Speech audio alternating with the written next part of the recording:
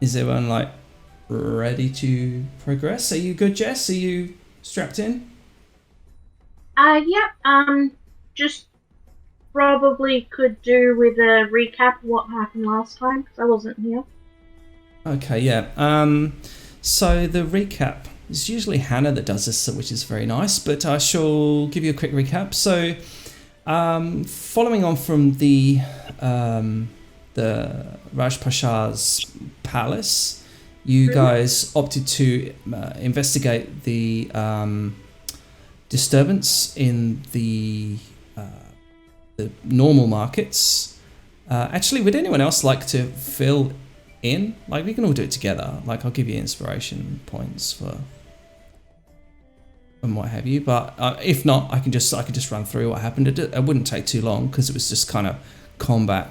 So I won't give you blow by blow what everyone's dice roll was. But basically, we investigated, or the we you guys investigated the disturbance at the market. You and Dorful were running a bit behind, but the guys who were the vanguard at the front, they came in to discover that the marketplace was currently being under attack by the majority of jackal wares, and they had pinned a few. They had put a few people to sleep, which is one of their innate creature abilities. So a few people have been put to sleep, some of which they had chosen to slay. And they had pinned some frightened children into one corner of the map, and they looked a bit like they were about to shout or scream or anything like that, like they're looking vulnerable. The guys moved in. Let's see, Baron Samedi befriended a velociraptor that was asleep. He woke it up and then befriended it. Okay. Where else? Amongst the medley of jackal wares, there was a child of Wet, and it posed somewhat of a problem at being eradicated. Whilst a lot of the jackal wares were brave, first of all, as their numbers dwindled, they became more and more. What's the word? Afraid, I suppose, and their pack mentality, sort of their strength in numbers, kind of dwindled as they saw basically the rest of the crew decimating the child of Wet. This one was a female, and it was very obvious that her blood was this kind of golden ichor. She pretty much looked in a really bad way, and as opposed to the last one, which you fought and destroyed, this one she had the ability to teleport, so she teleported to safety at the last moment, not before Dorful was able to take a sample of the blood from the child of Wet, and he's currently analysing that to see it for any properties. Have I missed anything else? You have two Afritis. Let me just bring them. You have two Afritis. Let me just see. Can I do this? I'm going to go onto the DM page. You got two Afritis, which are your security guards, I suppose, security detail. Duval did some nice running around, and he sent his echo in and did a nice little bit of chop. Finn and the Baron took cover up here, as you can see, in the marketplace, but they were able to chase away the child of Wet, as well as dispatching majority of her cohorts, and the marketplace has returned to a somewhat slumbering normality at the moment. You, as a group, are... I don't know whether you're injured. Probably not too badly injured. I think Baron came off the worst. And you still have I think Rain was interested in actually finally completing his studies on that book. So, and that's pretty much where we're standing. Obviously, the more underlying thing is that you are obviously going to need to see if you can find putting a halt to the Moana sleep markets, as well as Rain, and I think the majority, as well as the Raj, are quite interested in seeing if they can put a stop to the Master now that the Moana Accords have been broken. The place could become, what you just experienced in the market could become a daily, if not weekly, monthly occurrence. And that's about where you stand. Are there any questions or anything that I missed? I'm not sure there, but I think I've got it. So is the aim for us to go back to the night markets now? I need to rest because I'm really fragged, but is that the aim? I mean, you are in the same city as it, so if that's the consensus, then you're more than welcome just to sort of poke your head around the corner and see what's happening there. Ooh. In fact, I don't need to. Like, were you to do that,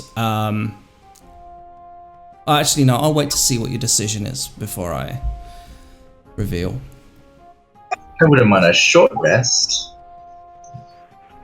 Oh yeah, definitely some rest is required, and to let Rain complete his studies as well, so he can become far more impressive with Fireball.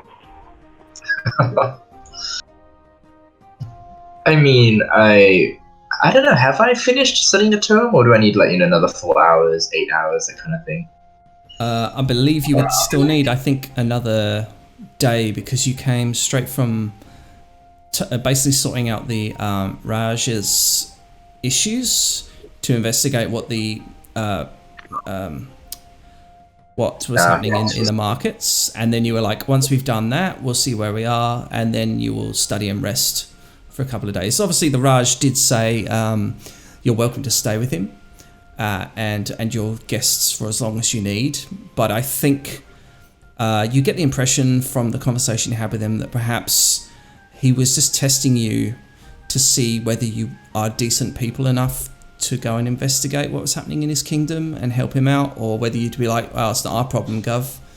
And obviously, yes, you've done the right thing, so you kind of get the impression that you would be welcomed with open arms back to the palace should you need to rest and recuperate. But like I say, the world is yours.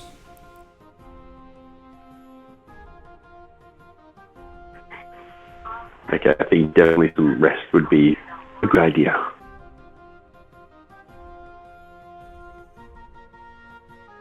Are we in agreement? Absolutely. Sure, absolutely. Okay, and will you be bypassing to head to the Moana sleep markets, or are you making a beeline to the castle, to the palace?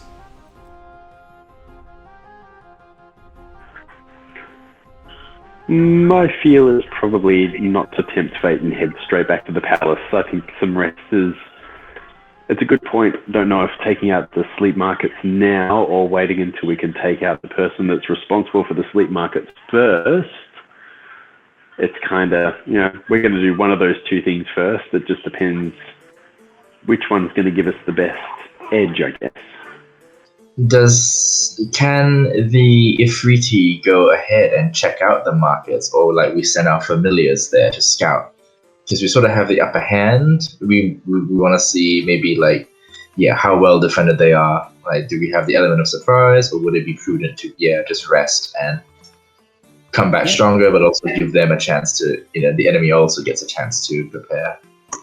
So both the Afriti guards are under your command. There's definitely something you can send them to do. Basically, they will view your orders and your commands as though they were coming from the Raj himself. You also have the ability to send your familiars in the general direction of where you think the Moana sleep markets are, which you could do a quick recce that way, or you can send them off and then get them to report to you, bearing in mind you've got a little while now. Maybe we can send them. I mean, they can go invisible, right? We can ask them to go invisible, maybe with our familiars. Just go have a look around. Don't get involved in anything. Just see what you can see. Count up number of guards and enemies, and notable creatures, and come back and tell us. Okay, fantastic. That sounds good. So just for atmospherics, I will drag you back to Raj Prashad's palace. Because why not? It loads. Yeah, wonderful. So back at the palace, you see that the chaos that was once there has kind of subsided. The Raj is nowhere to be seen, and you sort of make your way up the garden path, as it were, towards the palace proper. And guards are back in their posts, and normality seems to return, well, as best as it can. The body of the child of Wetwort has been moved, and the cleanup detail is just finishing. But the Raj is nowhere to be seen as you come in.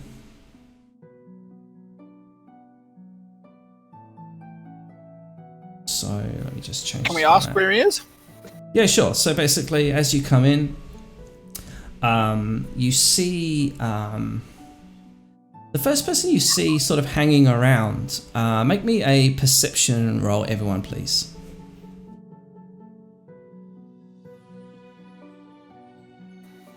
I'm on weird dice. Let's see. I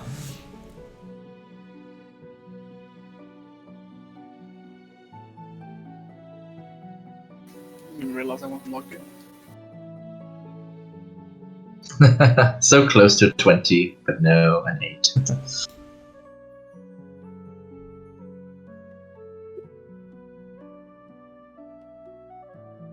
Like a blood dice. Oh, there's new sanguine ones. Yeah, Yeah, they're pretty cool. they're pretty squelchy. So let me see. Nothing sort of appears out of the ordinary to all of you, and the first person you see is one of the well, one moment ago they were, last time you saw them they were proving to be a courtesan, but now you will find, let's grab one. It will be, oh, wrong map, how confusing. One of the courtesans comes up to greet you, and she sort of gestures and she says, "Welcome to the Raj's palace. I'm glad to see that you are still, your number is still complete. The Raj would be keen to know how you got on. He is currently upstairs." And she sort of like gesture and sort of guide you through the house if you're choosing to come with. He sort of says, "Can I get you any refreshment or nourishment?" I would like to take mine in the study, if you don't mind. She nods and she says, "Very well, I shall have it sent to you." She basically, I'm going to quickly do this. So she will, I'll just reveal the area for you. She shows you that there's some dorms over to the right here, as well as she says there's more dorms upstairs. Obviously, Captain Escala is still comatose along with her crew, but yeah, the Raj is upstairs, so she coerces you upstairs, and you find him on a balcony that sort of overlooks the corner, where can we do it, of the map. It would be, can I ping it? Basically kind of up here. It's not letting me ping it, that's right. But basically up in this sort of area, there's a balcony that wraps around, and he's been kind of curiously looking to see if there's been any explosions and what have you from the battle in the markets. And he turns around and for a moment, he doesn't appear to be his sort of jovial self. He seems a little forlorn. And then he sort of gestures his hands out, and then the mask of hospitality drops, and he smiles again, and he says, my friends, you return, and I see you are all in one piece. This is good news. This warms my heart. Please, tell me what became of my people and the marketplace. Were the guards that I loaned you, were they of use to you? Oh, they did an excellent job. They were great, man. They really turned the tide of battle. He goes, this is good. Right now they're doing a little scouting expedition for us because they can go invisible. So they're going to have a look at the night markets, tell us what they see, count out number of enemies, and maybe we go back and deal with the bitch who lives there. He chuckles and he says, yes. He says, I believe Kossuth this day has brought you to me and my people. I see it as a good thing. Sometimes there is light in the purification of fire. And I believe that perhaps you are the purifying flames that Dukan Wakarab needed so desperately. He says, it is my understanding that provided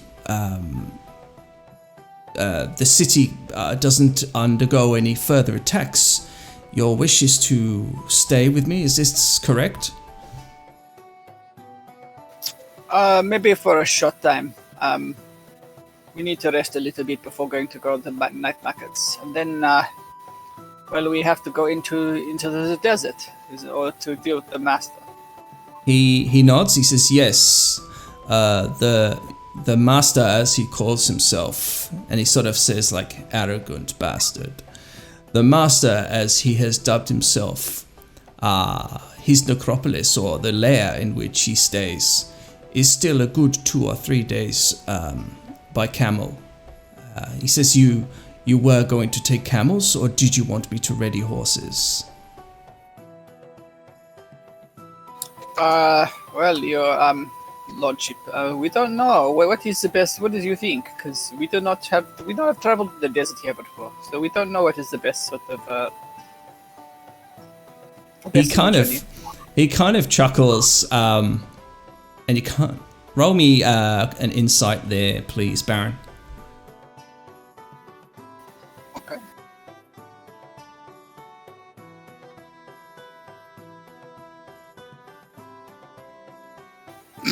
Oh well. Well, given that you are having the conversation with him, and like it's quite apparent, so to everyone else that is just kind of listening, you get the impression that the chuckle was just like he's a jolly fellow. But for you, Baron Samedi, you get the impression that he kind of has almost said to himself in his mind, like, outlanders, here they come. Naive, don't know the ways of the desert. But at the same time, he's still obviously very appreciative of what you've done for him recently. So he says, you are wise. And you know why you are wise? Because you ask correct questions. He said, I wouldn't have steered you wrong, but I was curious to see if you were putting your faith in horses in the desert or putting your faith in camels. And he says, I would recommend camels wholeheartedly. And with such great wisdom like that, how could we refuse? That would be great. We appreciate it. So he nods, and he nods wisely, and he says, very well, I will assure you my finest camels are ready when you are ready to leave. You are guests here in my palace. Please ask anyone that you see, and they will see that all your wishes come true. Within reason. And he sort of casts his mind back to Escala. He says you can either relax in the garden or one of my I wouldn't say the dens, I don't know what the proper word would be for it, but like a palace in my comfort room, he says, or I can arrange to have some sustenance brought to you in your dorms. as I say, my house is your house until you no longer require it.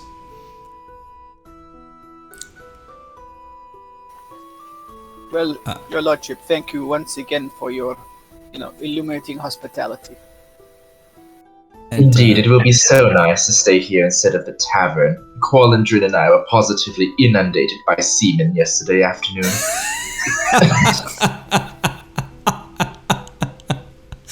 You're positively... It was positively bursting with semen. No, it's the morning port sailor crowd, you understand. It makes ordering breakfast such a hassle. He goes, yes, I understand. He says, that is one of the wonders of the world, is it takes all sorts. You are free to do as you wish for the next sort of day or so. If there's any, this is a little bit of downtime, so you would find that Dorful locks himself into his room and begins to study various papers and obviously the golden ichor that he scooped up. The players that are here, you're more than welcome to do as you wish. I would say that Rain, you have allocated enough time to study this book, so congratulations there. Is there anything in particular that the rest of you would like to do while you're here?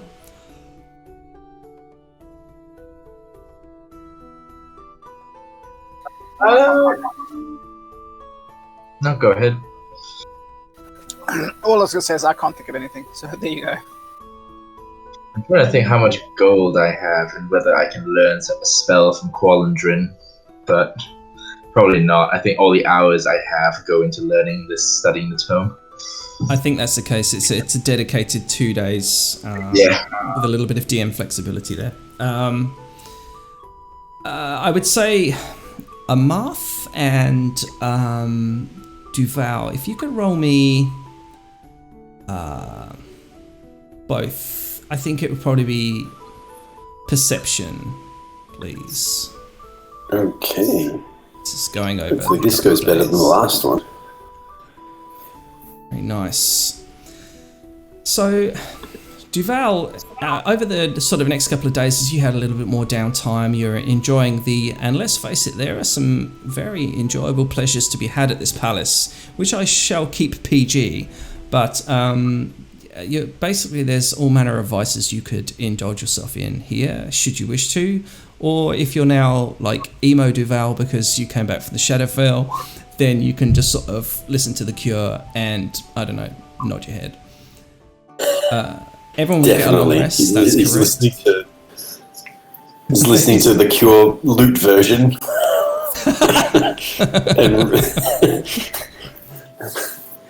And brushing up on his arcanas.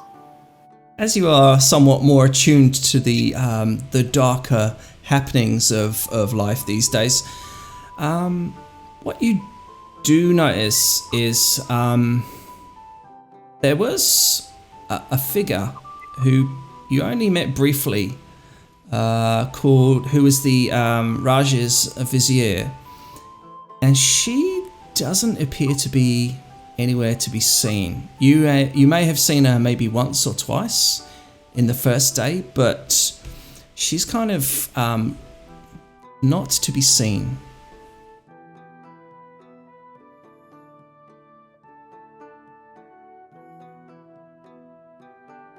Which, you didn't really meet her much or really talk to her, so it's just curious that this is the Raj's vizier. It seems out of sorts that they're not around. I might inquire with the Pasha and just see if he's seen her or knows of her whereabouts. So roll me a persuasion, please, with advantage. Ooh.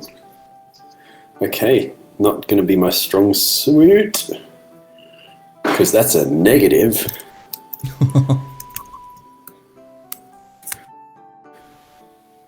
But let's give it a shot.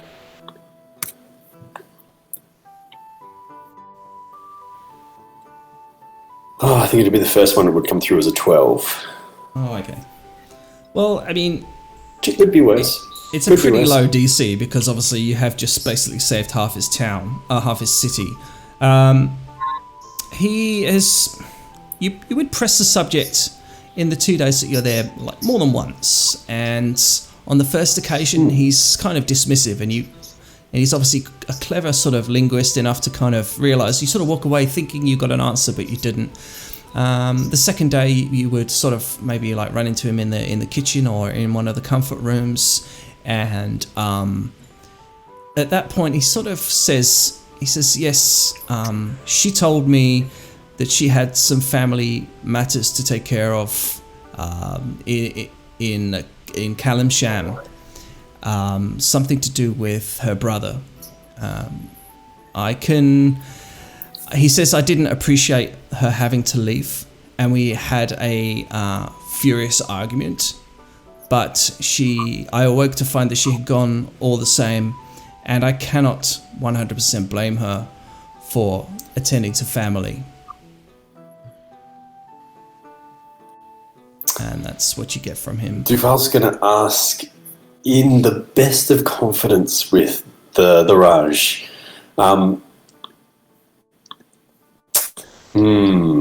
what's a good way of being able to do this? I want to find out where she's gone, but I don't want to have to head to Kalasham to hunt her down or to try and find out where she's gone.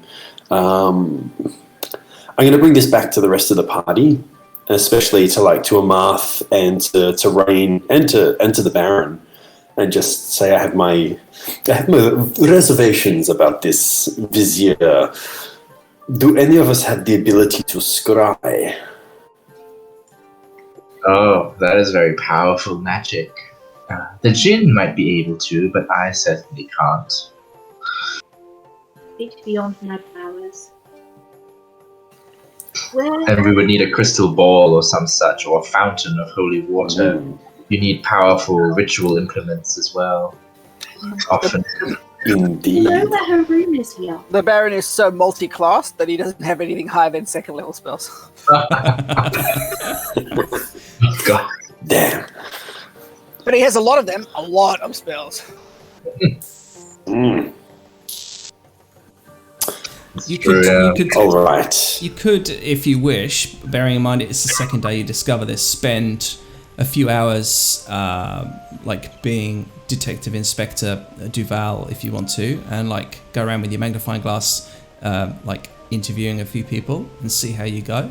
But that will be, for want of a, Wayne, you might want to help, but for when it comes to investigation or like, but it's not a physical investigation, it's like a verbal. It will be persuasion, won't it? It can be handled different ways. Like, investigation can be like, you go around to a couple of bars, you ask a few questions, you make an investigation check. It can be that sort of artificial. Well, let's go with that. Let's go with that. Or you can More intelligence. There's something that is better at. Yeah, or you can try and find an actual person to talk to, in which case it might be persuasion or, deception or something. But, I mean, that's an actual person, whereas the other bit's more of an artificial construct. But it works. There's no problem. There's no reason why you can't do investigation that way. So one of two ways. If you want to ask people, I'll get you to do a persuasion. If you want to do some deep investigation, then I'll need a stealth roll if you're going to enter her chambers, and I will need an investigation once you're within. The choice is yours. Ooh. Amath. All right, I'm going to get Amath to help me with this one. So do you want to do the chambers or ask around first? I'll stick with the chambers. Okay. We'll do a stealth roll then. I'll be at a plus. I'll get you maybe to go ahead and do the... if you want to go ahead and do the stealth, because I'm terrible at that part, but I'm good at the investigation. Okay. I mean, are you terrible because you're wearing heavy armor, or are you terrible because you're just terrible at it? Correct. Oh. Because I'm wearing heavy armor. Well, I mean, what I will add is you are in the safe confines. This is something I've thought about a lot. you are in the safe confines of the palace. So to assume that you would be wearing full plate armor, like eat, sleep, dump in full plate armor, is so you can make those rolls as if you weren't wearing it if you decide you're not wearing it, if that makes sense. Sure. Yeah. While I'm in this hospitality, I might go without as well. But now that I've got the help of a Marth, I'm feeling pretty confident as well because she is really good at stealth. And I'll come in with a 14 if I. Yeah. And a 14 for myself without the armor on. Well, what's really good is, again, let's just go into crunching numbers. You're pretty much in everybody's good books here. So whilst a few guards will sort of look at you, they'll kind of go, oh, that's okay, I know that guy. And they'll sort of nod and they'll carry on their way. So numbers-wise, the DC is very low. The door, when you come to the door, it seems to be closed to her chambers. Check if it's locked. All right.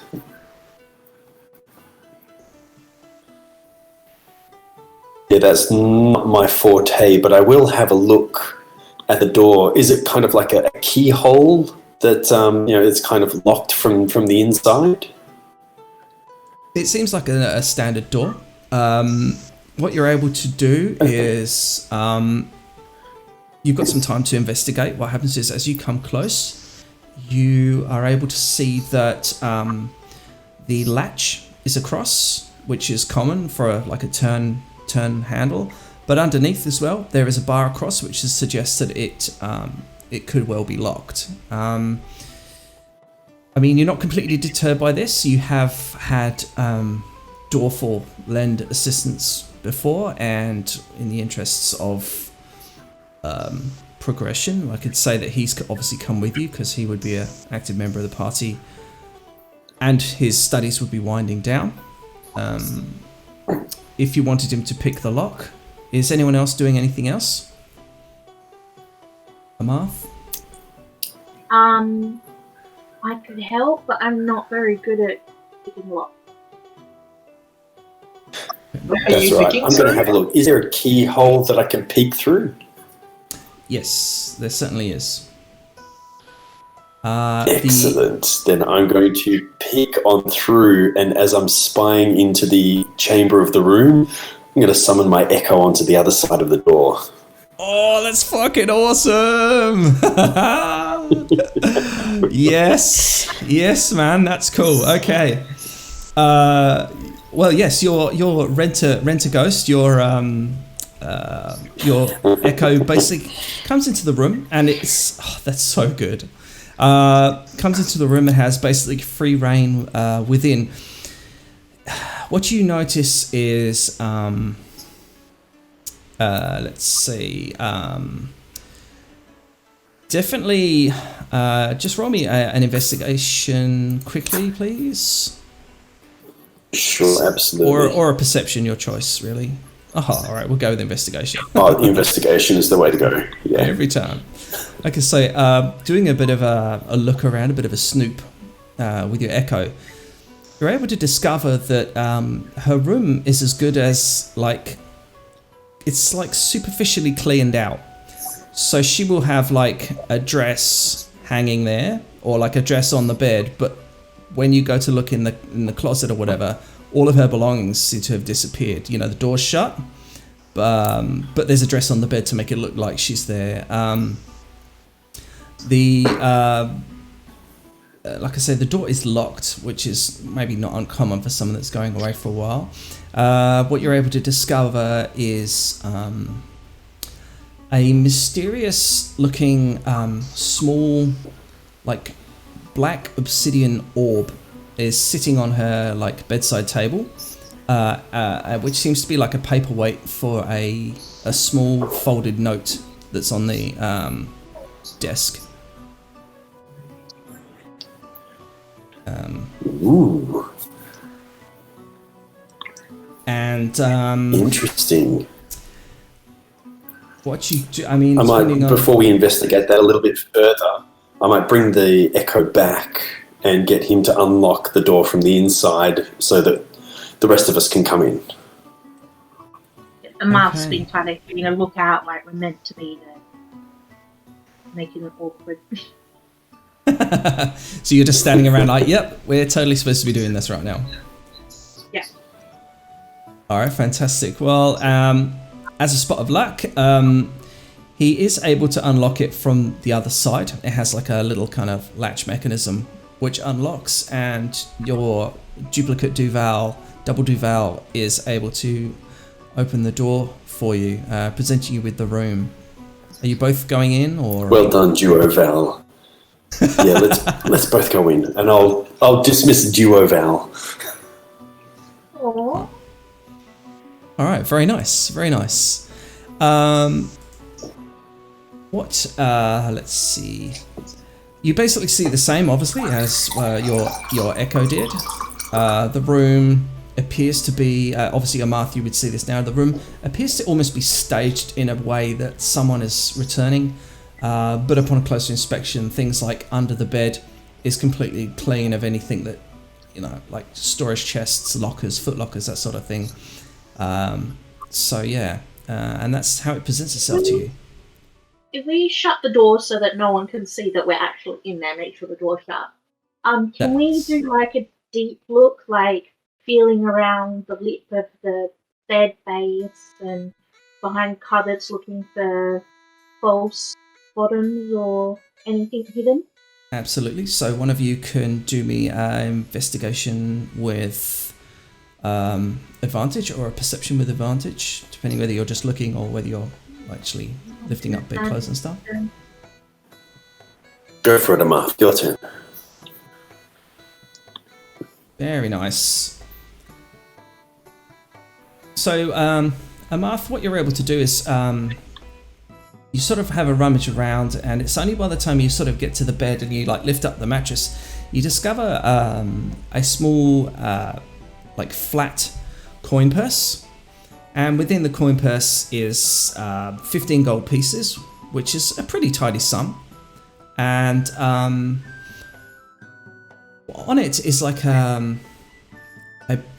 it's like a coin-shaped obsidian etching, and just on it on one side, so the underneath is flat like a medallion, and on the top part is like a picture of a scorpion in like a poised, ready for action kind of a pose. Otherwise, aside from that, the room is empty. Have I seen that symbol anywhere before? Roll me a intelligence, I guess. It'll be a pretty easy DC.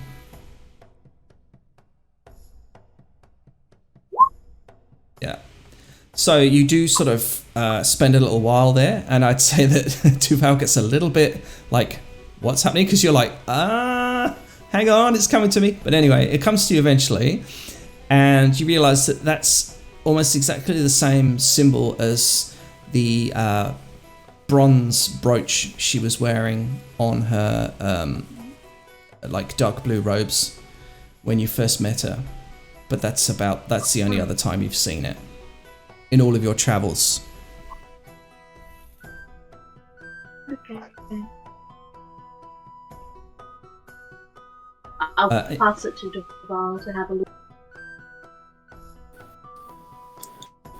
And looking it over and just taking it all in. I'll also have a look at that note that's underneath the obsidian orb as well, and see what that's got to say on it. But the general feeling, kind of sharing with Amarth, is I think she has flown the coop. I think we should probably warn the Pashar. She was probably a part of the orchestration of what is going on at the sleep markets. Timing is definitely odd. Okay. How are you picking up the piece of paper, or are you picking, because the obsidian ball is like on top of the piece of paper that's closed? Are you moving the ball? Are you leaving it where it is? Are you touching it? Are you touching I'm just going to... Oh no, actually, before I do that, I'm going to cast, I believe, Identify on that orb to see if I can figure out what it is. Okay. Yep. That doesn't oppose anything, does it? Yeah, Identify. 11 minutes. So you sit there for 11 minutes and It can take 11 minutes. Are you doing it as a ritual or are you doing it as a spell? Bearing in mind you probably have another long rest. Do it as a ritual. We've got some time. So you're sort of there and you're sort of hovering your hands over it and all these sort of... You dip into your arcane knowledge and after a while you kind of recognize it as... you get your hand close and there's like this cold, like chill of the grave coming from the actual... the proximity of the orb. Whilst you don't get a complete understanding of what it actually could be, you get the impression perhaps it's some kind of like communication device or what have you, or like a scrying, some sort of scrying-esque device. But its power sort of eludes you. The note, on the other hand, providing... yeah, so that's where you stand with the orb. What would you want to do from here? All right, I'm going to do the old tablecloth trick with the note and just kind of whip it without touching the orb. But once I've had a look at the note, maybe go and find Rain and see if I can bring him in to have a look at this orb as well. Okay, so as you do the tablecloth trick with the orb, you expect it to just roll, like it's going to roll away off the table, and it just rolls and stops dead. It's like yields and just goes, and there's no momentum, no nothing. It just rolls a bit and stops. And the note's free in your hand. Basically, it's obviously written in common. You don't need any particular languages. It's a very short, it's almost like a list, as it were. So it says,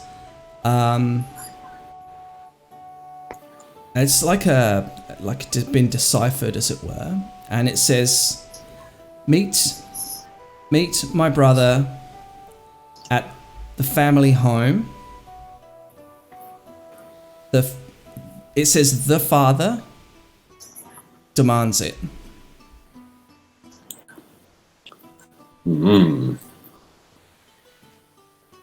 Not much to it, but it does sound very encoded.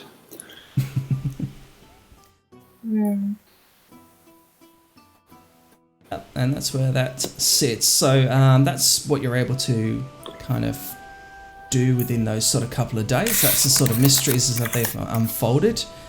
You can obviously inform Rain of the situation if there's anything you'd like to do there. Absolutely. What was the first line before the father demands it?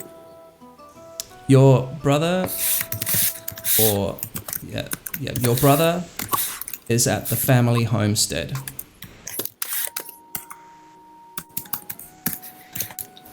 Okay.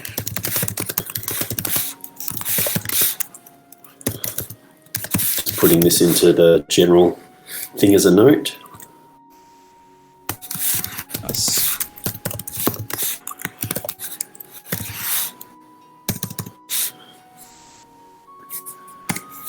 Okay, yep. Let's scoot off and maybe go tell Rain about this. And might be something that I might be able to get him to have a look at the arcane nature of that thing. Yeah, sure. Okay. So we can safely just sort of charge forward and say, Rain, are you heading there, or are you going to go by memory of Duval's description? Meet up with Duval for a discussion. Rain is nothing if not cautious. Okay. Roll me a intelligence quickly. Okay. Saving throw or just... No, just a check. Okay.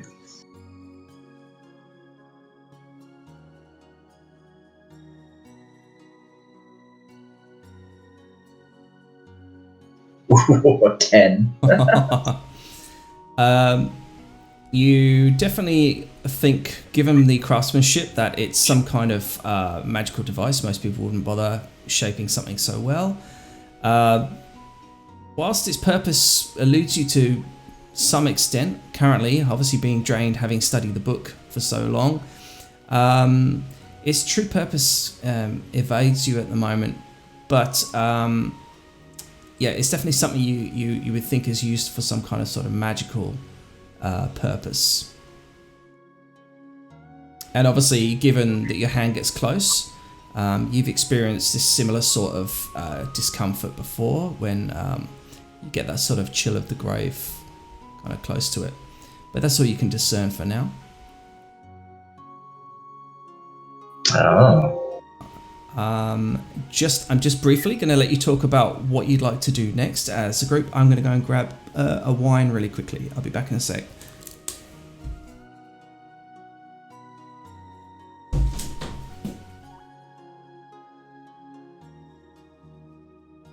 Do we have Identify in the party? I have to take magic as a ritual.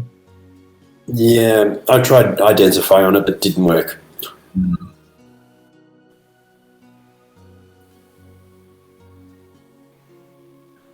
Maybe we should just take it with us anyway. Well, I think she's flown the coop. It definitely sounds like it's being kept there to keep an eye on the room while they disappear.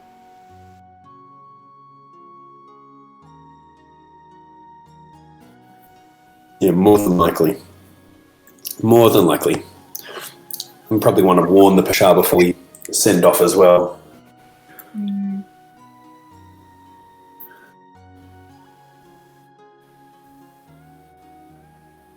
It's a spy device.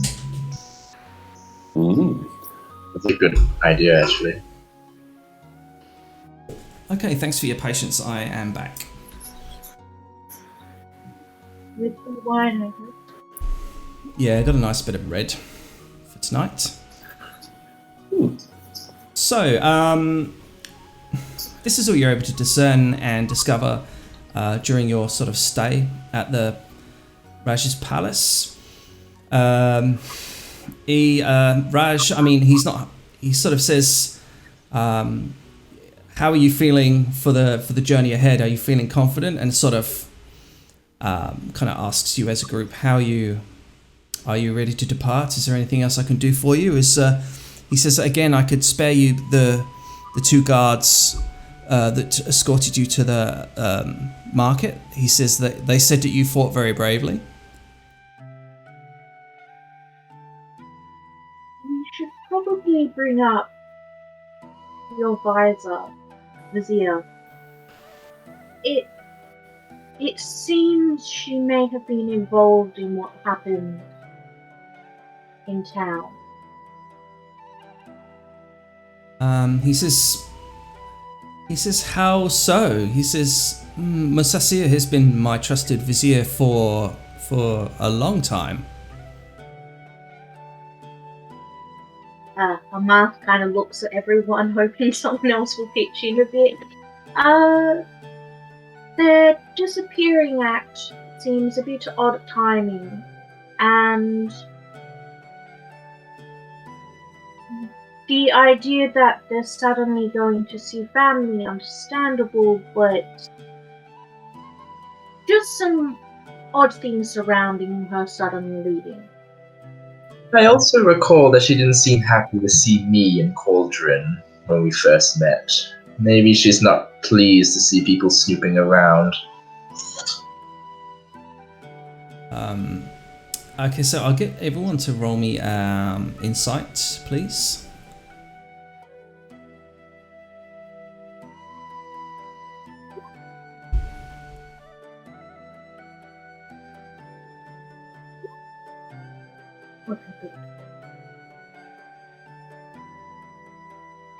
The Val's on a roll tonight. Yeah, Wow. he doesn't. Da-da-da.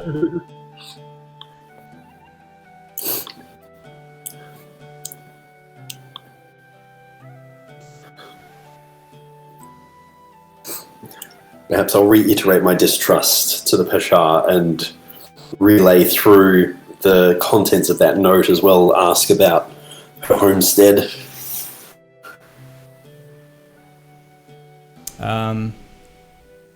Okay, so what is it exactly you're saying to him? Sorry, what are you saying to him? Okay.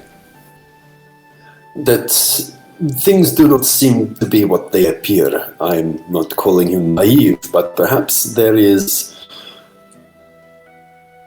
a play of power here. With the accord now broken, perhaps she has been part of setting this accord, or has a vested interest in its remaining. I don't think you'll see her again, but if you do, I would not trust her. And I'll also share the note with you as well. He says, he looks a little confused just for a second. He says, but I've known her since we were children. I'm sure we played together in the streets. And he seems, who said that? Was that Wayne? No, that was me. Oh, you're sure, right? Sorry. And he says, yes, he says, we're good friends. She has been a trusted advisor to me for a long time. She has told me there was that one time, and he kind of, the more he tries to think, the more he can't place something. He says, but she has been very good to me. Just be aware that hearts can change, and not everything will be what it appears to be. I don't know what you're implying, but I'm usually very diligent. He says, I only keep the most trusted people near me. Is there any way to tell if he's possibly memory altered or had some kind of charm put on him? Without really knowing him as a character, like as a person, it would be hard to tell. What you do consider is that obviously, if he had have been charmed, then the ruse would have to be strong enough, have had to have been strong enough to perplex the whole palace. But as it currently stands to you, he just seems like slightly confused, perhaps. And for you, in game, it's sort of like perhaps he's under a lot of stress at the moment. So his complete recollection might, that could be an excuse why, kind of thing. But I mean, magically, I don't know if there's a actual spell that would detect that specific kind of magic.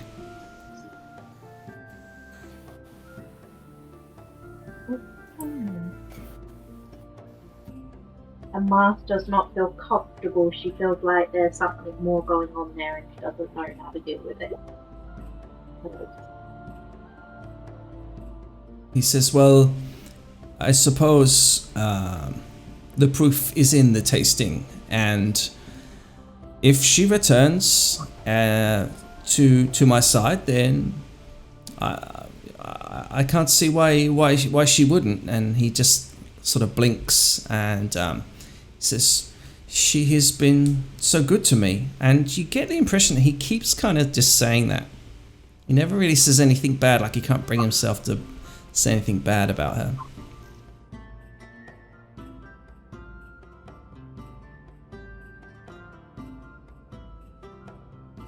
Yeah.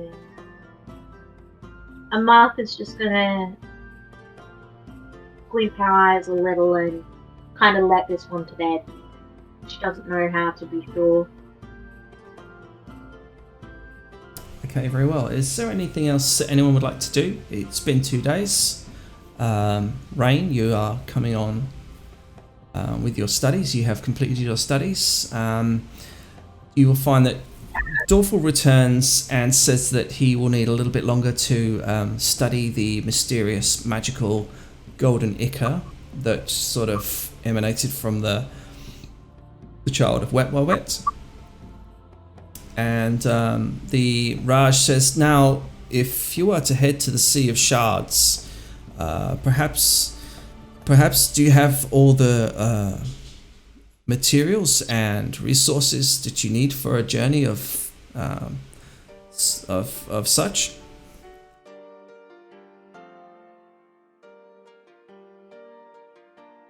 How long is the trip? He says, it'll be 2 days in the desert before you reach the Sea of Shards and the surrounds, and that's where, in the center, is where you will find the entrance to the necropolis. Perhaps we will take a week of rations just to be safe. Give ourselves a buffer of a day and a bit on either side. He nods. He says, yes, indeed, that's very prudent. He says, whilst the days can be blistering hot, he says the nights can be a fearsome chill. What are the camels able to survive the chill of night by themselves, or do they need shelter? I can magically shelter us, but I don't think I could shelter both us and our camels. You can roll me a nature check, please, or animal handling if you have that. Nature is better. Oh, these rolls are so bad. Luckily I got +5. 15. Oh yeah, 15 is just enough to know that from pictures you've seen and from the way that people tie up other camels that you've seen in the market, they tend to make the beasts huddle together to share body temperature. And then when you kind of think of that, you're like, oh yeah, that's kind of what humans do. That's what we do. So that you get, with a little bit of knowledge, considering you're pretty bright and your understanding of animals and what you've seen, that a way to combat the cold is to put blankets on them and make them huddle together. They don't much care for it, but they won't die. Splendid.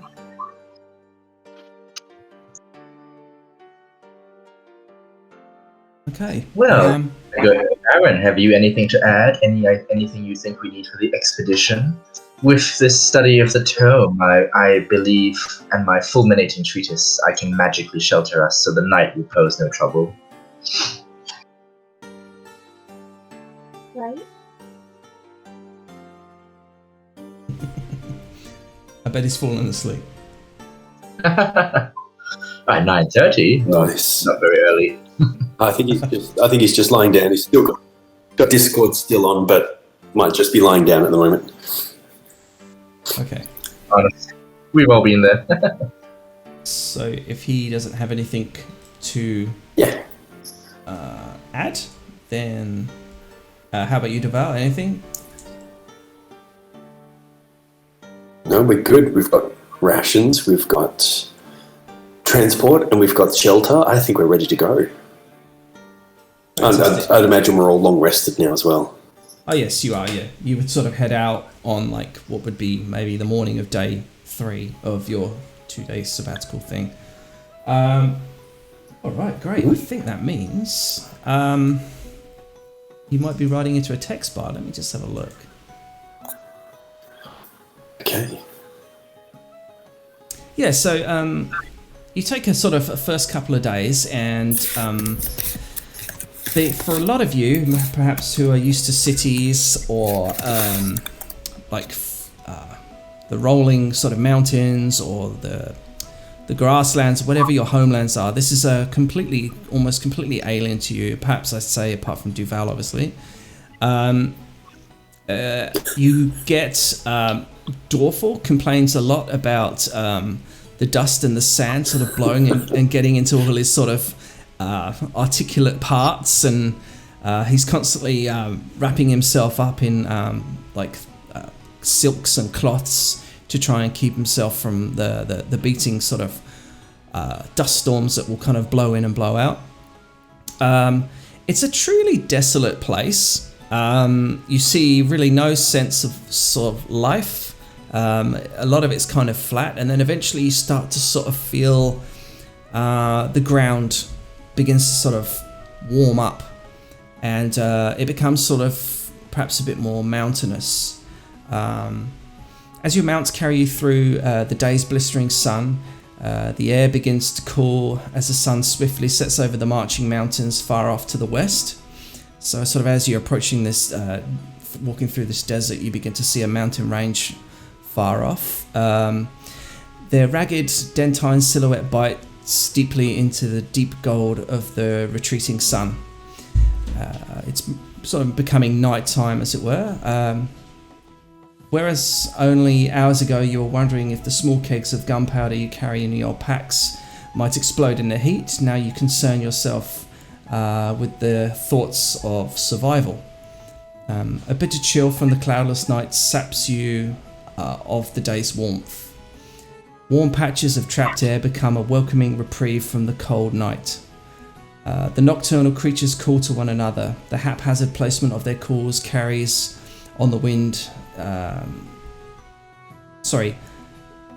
haphazard placement of their calls carried on the wind serves to disorientate you and put some of you on edge. As the night is drawing in and the last of the sunlight is a deep red sting in the sky, you find your pack animals grow nervous and weary. I'll get everyone to just roll me a animal handling check, please.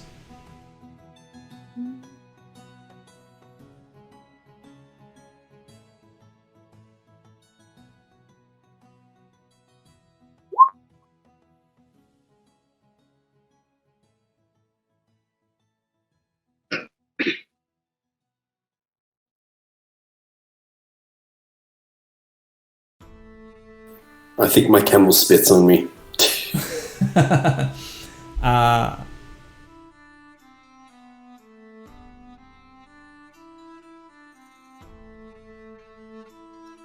wizards scrape by. And we'll just quickly, go into the Ring of Bones because I do think that Wayne's just fallen asleep. The worst thing you can ever do after a hard day is lie down. Let me just go campaigns.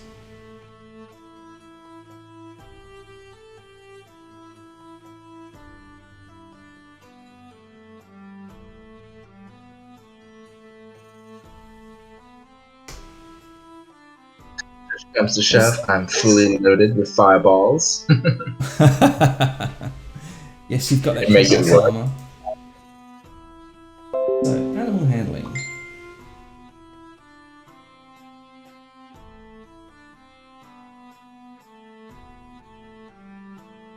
Wow. Okay, that's actually quite funny. So basically, you're going along, and whilst most of you have control of your beasts of burden, it's proving to be very difficult to control for you, Duval and the Baron. And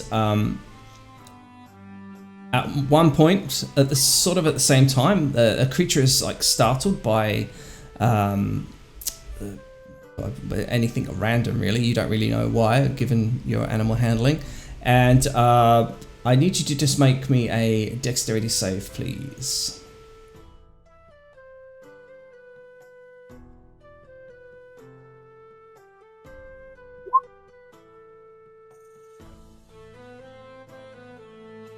Duval will be cursing something like, "I'm a sailor, not a sand rat." Okay, that's pretty good. Get the Baron to do his dexterity. Oh, both the same. So, whilst you didn't completely plummet to the floor, you're quite grateful that you land on a sandy patch, and you both take 3 points of damage from being buckarooed off, as it were. At this point, have you decided to bring the 2 Afriti guards with you, or? Yeah. Okay, right. As part of the conversation, because like I said, it takes 2 days for you to get there, he mentions that they went to go to the Motwana sleep markets, and when they went there, there didn't seem to be a sign of any kind of life. And it's pretty much what the your familiars would report back as well. This looks like it's been abandoned for now. Stores haven't been packed away, but it looks abandoned for now. Almost eerie. So the sleep market has retreated. It's just not operational. They'll be at the moment. back. So, as the night is drawing in, the last of the sunlight is a deep red string in the sky. I've said all that.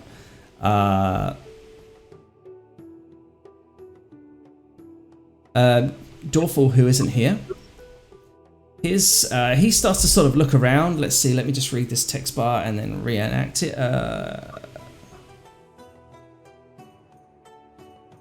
So Dorful begins to kind of look down to the camel's sort of hooves and appears to be sort of intrigued by it. I'll get you all to roll me perception, please.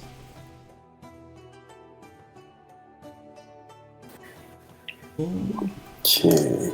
Ooh. Not been much better than that. Oh, wow. Nice. Okay, so Amarth and the Baron and Duval sort of glance down at what Dorful is looking at, and you sort of hear the sound. The sand has been making this sort of crunching sound, and now it's starting to sort of almost like resonate. There's like a resonance in the ground. So you sort of walk and it goes like hum, hum, hum as you're kind of walking, and it's kind of strange. It's almost you wouldn't want to. You get the impression that you wouldn't be, if you were to run on it, it wouldn't really help you with like stealth or what have you. You know, there's like a hum, hum as the tremors sort of seem to be vibrating through the sand.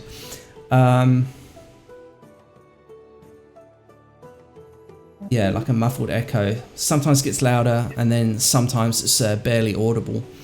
As you sort of approach what you begin to imagine is the Sea of Shards, you see jagged monolithic shards of priceless crystals that sort of jut from the sand, at times towering above you like a ship's mast in the fog. Their vitreous edge kind of is cruel and as keen and as sharp as knives, and I will show you the handout that I literally did for you. This is an artwork I've edited Yes, myself. please. Show to everyone. So hopefully you can see that. Oh, yeah. Yeah. So it's nighttime, as I mentioned. In the distance, obviously we're going off that image there. In the distance, you see patches of like glowing. Always seems to be behind sort of a patch of rocks or shards. Sort of refracts through these mysterious crystals at nighttime, and it makes it really on edge. The sharpness of these crystals is like a promise of violence, as it were, like an ode to violence. And it kind of makes you feel pretty uncomfortable. As you sort of progress over one sand dune, you see sort of an eerie light sort of emanating, like lighting up the sky, as it were. In places, you see... oh, that's just gone full screen, that's annoying. In places you see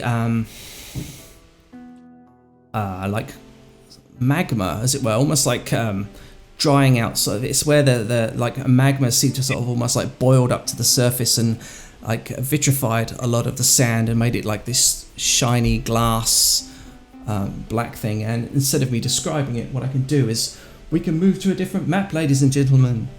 So it looks much like I built this map, I'll have you know. Awesome. And Ooh. change. I've got to change maps physically. So as you approach, there's almost like rock seems to be jutting out at paces through the sand. And I will just place your characters where they're supposed to be.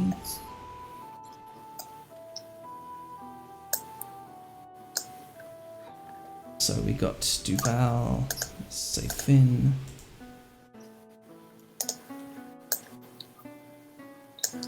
Pretty dudes and the Baron. Looks nice. It's a home from home. Alright, we'll just copy you guys over for now. Is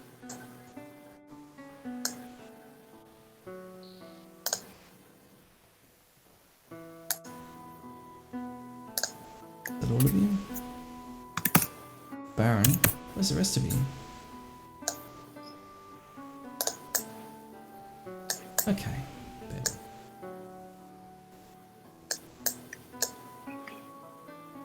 Selected everyone. Oh, maybe I didn't select everyone.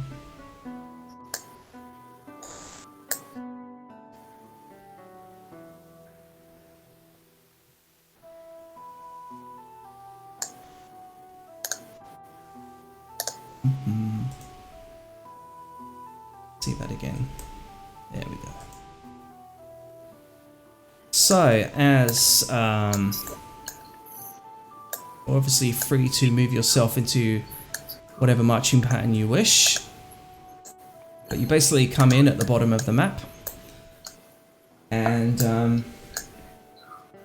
at some spots you see these sort of great big sort of crystal structures jutting out of the sand. And like I say, to your left you see like magma fields, as it were. That's what's been lighting up the sky to some extent. And to the far north, up here, you can see what looks like a sunken tower of some kind and some ruins. Are there any questions? And what would you like to do?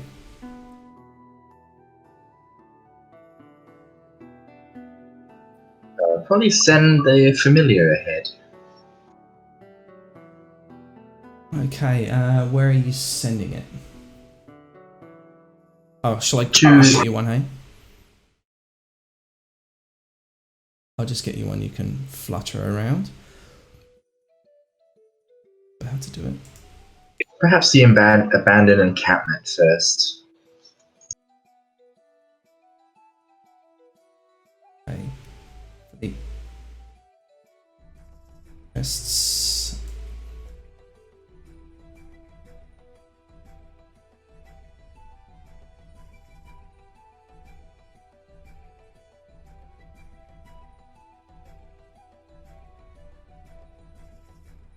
Oh, it's a premium asset, that's why I can't.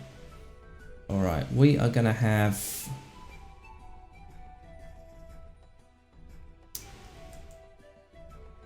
What is your familiar, by the way, sorry? It's my monocled owl.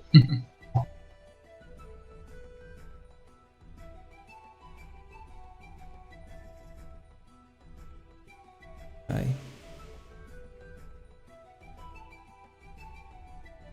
There we go. Your owl appears beside you. You have control of it? No. I don't think so. Controlled by all players. Alright, that's your familiar. You should be able to control that now, is that right? Yes. How large is each square? As you see it, it's 5 foot. He shall have no problem reaching the encampment, and I will be in range to see through his eyes. Okay. As you get to the encampment, you have a much clearer view of basically what looks like... It's a mildly... Hang on, I think I did a text box for that as well.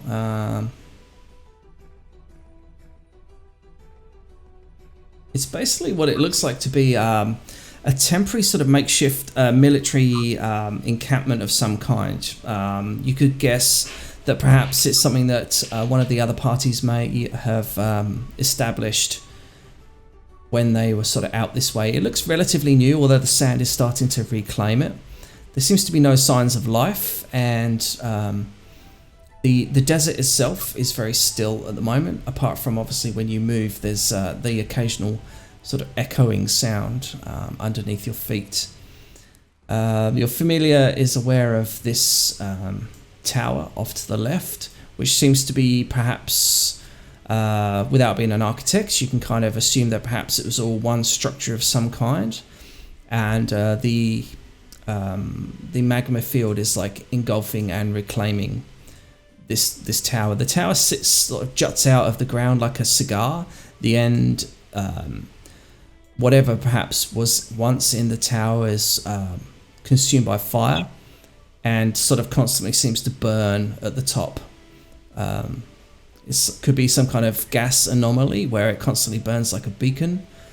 It's sort of a bit of a mystery to you, but it's there and it's not being consumed at the moment, but it looks like it has been consumed at some point, one part of the tower. Let's see, with your visibility, like I say, you can see these very valuable looking shards that jut out of the ground. Up here, there seems to be the remnants of some kind of like mine or mine shaft. Given the estimated value of these crystals, you get the impression that perhaps at some point somebody or some people were able to mine or set up a mine shaft around this way. But it seems to be abandoned. And again, you've got a sunken tower here. All around is this sort of green kind of like a ethereal looking kind of green glow, kind of just sort of sits there like a fog. It seems to be sort of bellowing out of the mine shaft, and there's a small patch of blood.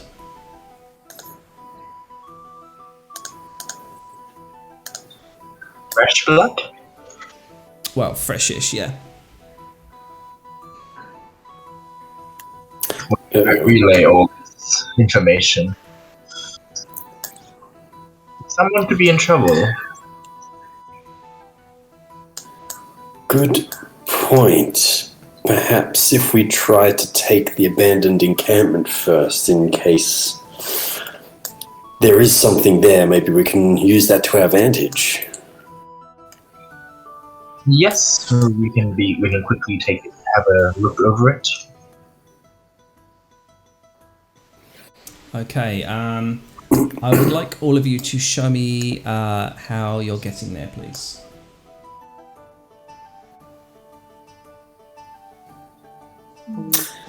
Individually Being show me your path, you know? Being not completely and utterly new to this area of the world, I just want to see if I can do something like a nature check to see if there might be something we should be wary of around here. Okay. Yes, you can roll me a nature, please. It's not going to be incredible, but let's see. Oh no. I am clueless. It Everything looks fine.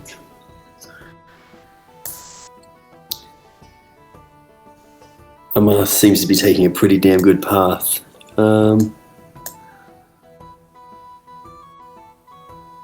I think I'm going to do something similar to Amarth, where I'm going to try to keep away from, or stay on the sand, really. Is there a bit of heat coming off the darker rock?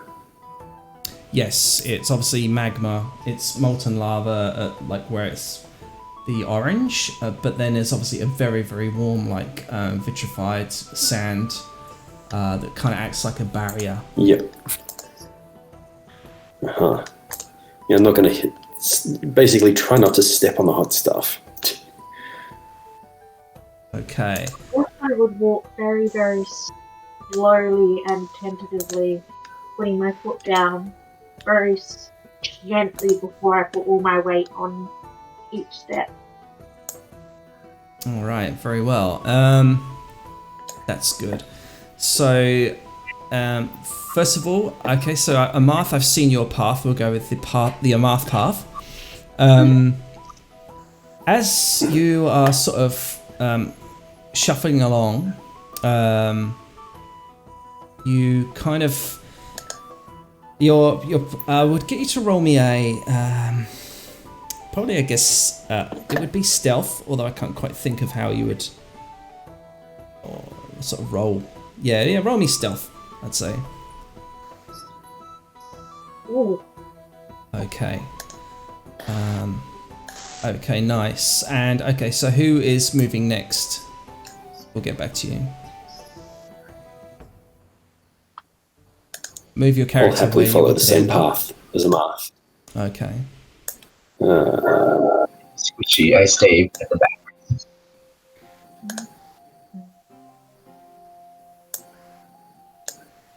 So the Baron decides to follow Amarth's path as well. I'm just going to remain kind of behind the conga train.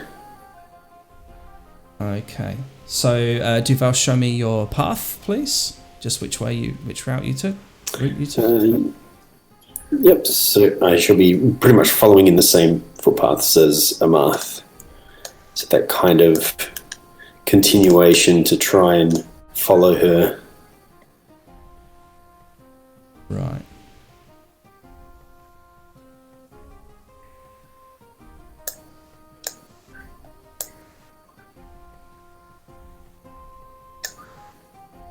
I'm not super skilled, but basically, Amarth, as you're walking along, both the Barons following you, Rain and Duvel, I would say you're behind. The sand begins to basically crumble and give way, and a great big kind of like vacuous pit begins to sort of reveal itself underneath your feet. I'll get you to roll me a dexterity save, please, and the Baron can do the same. All right. Sorry, who was doing that dex save? That's Amarth, please. Alright, awake. Hey! Welcome. Just rolled for you. That's fun. I must have rested my eyes for I don't know how long it's been. 25 minutes? But that's okay. I did say to everyone, I said it's those things, the minute you say, I'm just going to lie down, it'll be fine. It's never fine if you've had a hard day. So basically, you and Amarth have just been kind of tiptoeing through the Sea of Shards, and your close proximity has basically caused the ground to give way. Unfortunately, you both fail your dexterity save as you are sort of, for want of a better word, kind of impaled on these sharp sort of razor crystal blades that have been sort of submerged under the Sea of Shards. It's 1d8 slashing damage plus 1d4 sonic damage, or it's not sonic anymore. What is it now? Thunder damage, and the shards and the whole ground seems to sort of vibrate as these mysterious crystals just kind of let off this sort of clang sound, and they sort of resonate and go whoom, and all the ones that are sort of exposed and protruding out the sand kind of just do the same thing, and they just go whoom, and the whole sort of place kind of almost sounds a bit like a mild alarm, and then it sort of dies down again, and you just sort of feel it tremors in the ground.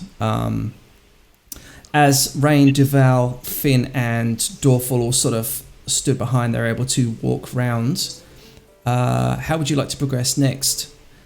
We can, let's say, go with Baron, as you weren't given the choice last round. No, I'm good. Whichever. Where are we and where are we heading? So you've been through the desert. You have. I'd need you to remove, say, 3 rations from your itinerary each, please. And you've made your way to the crux of the Sea of Shards. I did show a picture. I can quickly show you what that looks like to give you an idea. Sea of Shards looks like this. So it's nighttime. Visibility isn't great. In the sky, you will see like a kind of mysterious glow, which has now been revealed as being the magma or the molten lava.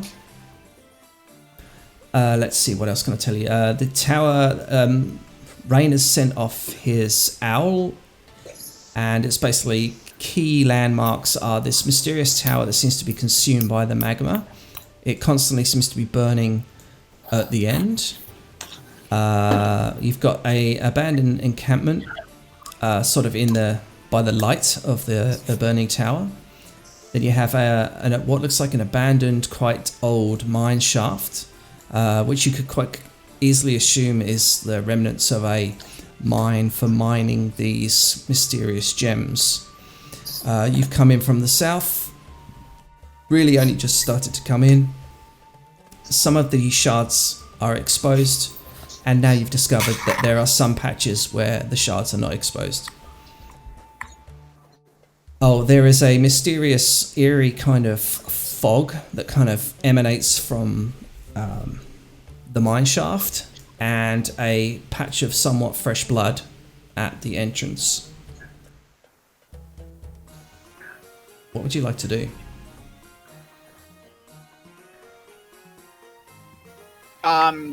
Yeah, Baron's happy just to follow because he's not entirely. This is, yeah, he'll follow where. Yeah. So you mentioned that someone's familiar had found an entrance or something like that? Yeah, to the north. To the north, hang on, I'm just sorting out OBS. And we're gonna like skate, go around. We're just going to follow a path that way towards the north. Is that correct? That's right, yeah. It seems to sort of obviously funnel round. Here, all of this black stuff is vitrified sand, so it's like a black obsidian glass. It's doing a very good job of keeping this magma in place. It doesn't seem to be like bubbling. It's like, given a chance, it would go crusty, as it were, for want of a better word. You have this sort of sandpit, and you have finally found what you believe could be the entrance of the necropolis, given the mysterious other tower that seems to be jutting out of the sand. The owl currently is hovering over the abandoned encampment, and that's where you are. So in turns, I'll get you to show me how and where you're moving. A spell called Flaming Sphere, and it creates like a floating orb of fire. But could I use it to sort of, blast at the sand a bit, so that I move because it's a mobile orb of fire, and see if it triggers any like collapsing sand? That's possible, yeah. So you have to show me where you're going to be blasting it.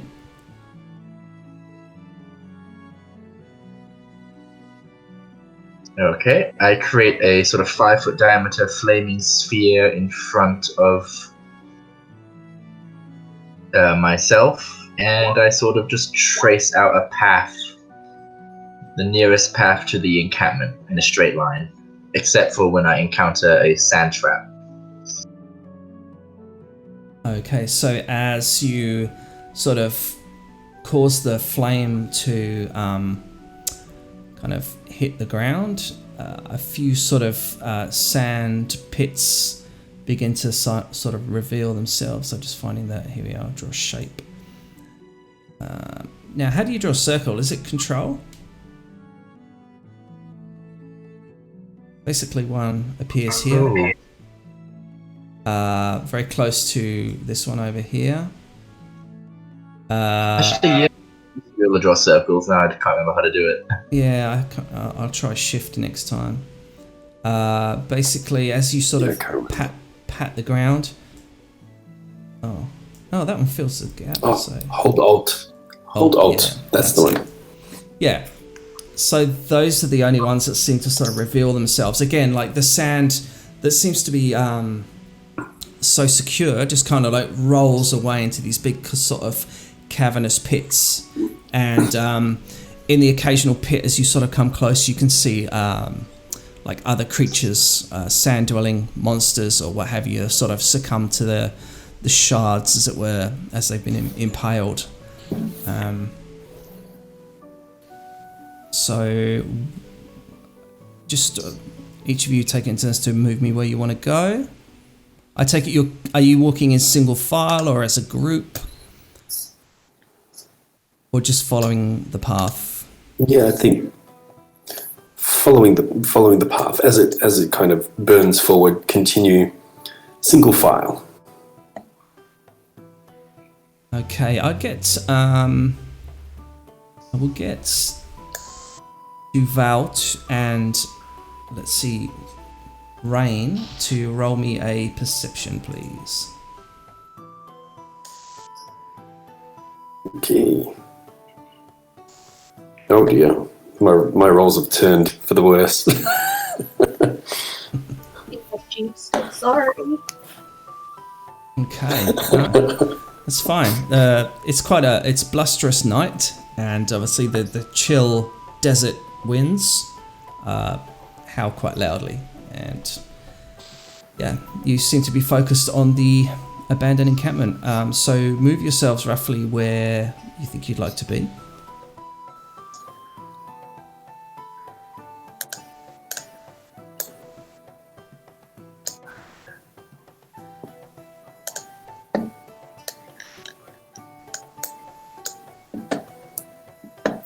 Kind of just outside the encampment. Oh. Mark died instantly. Okay. Oh. So Dorfin and Finn move up. Baron's just going to follow wherever looks safe. So you're keeping as part of the group? Yeah, look, he'll just watch everybody. If they seem to go safely, he'll then follow on using those footsteps. Okay, nice. So you sort of kind of begin to cluster together. Is that where you're staying, Baron, or are you coming up closer to investigate the abandoned encampment, or? Yeah, I'm following them, whichever way they're going. Like, All right, whichever nice. step they're going, just follow those steps. But I'm not like, it's not like I'm on top of anybody. Right, so just that's a pit there, so I will just move you forward slightly if that's all right. Oh, of course. Yeah, sure. This, you notice, is like it's kind of, as you're getting close to these ones, they almost seem to be vibrating. So again, as I mentioned, as you're approaching this Sea of Shards, at times the echo was quite quiet and muffled, and at times the echo was quite loud. As you get close to these ones, you can't help but make echoey footsteps. It's very disorientating. Amarth, you're definitely closest to the abandoned encampment. What would you like to do?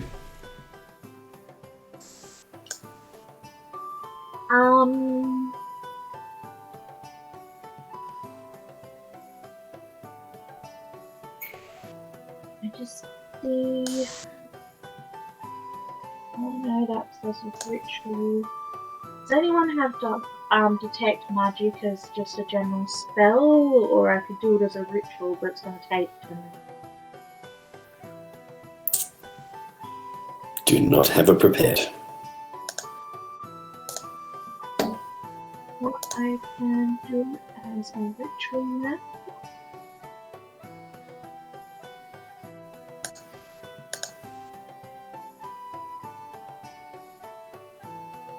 Okay, you're performing the ritual?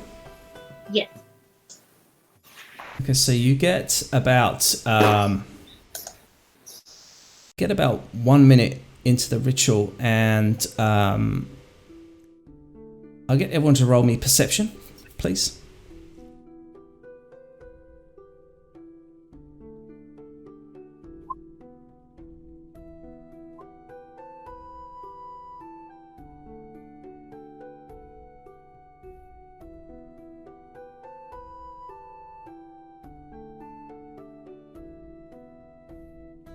Okay, so basically, Amarth, the Baron, and Rain, you are all just distracted from the ceremony. You know, you're putting down the incense, you sort of start to sort of burn it all up, and you start to do the hand gestures, and then you're distracted by the sound of shifting sand.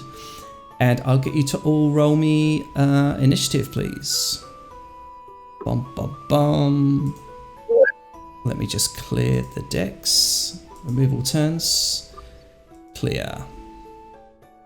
It's a Baron. Sorry, Baron.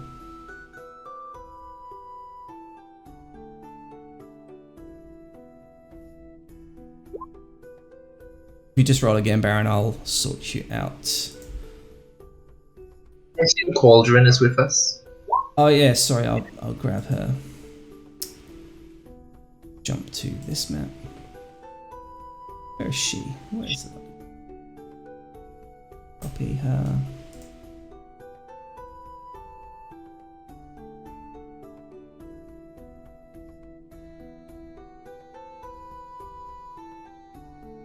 She is there. You can probably still control her. Yep. I've got these two guys.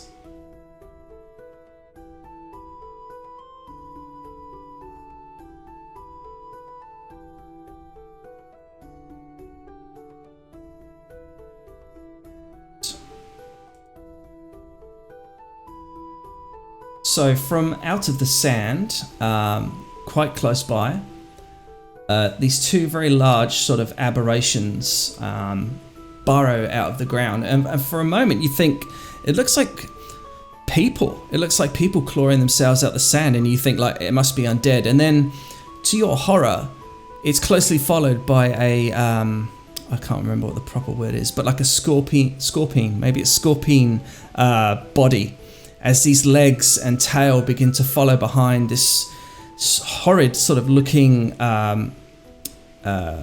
creature. It's wielding a couple of swords, and it looks like it's almost in full plate armor, until you realise that that's actually chitin. It's a chitinous kind of armor. Wonder if I can share a big picture of what they look like. Probably can, I think.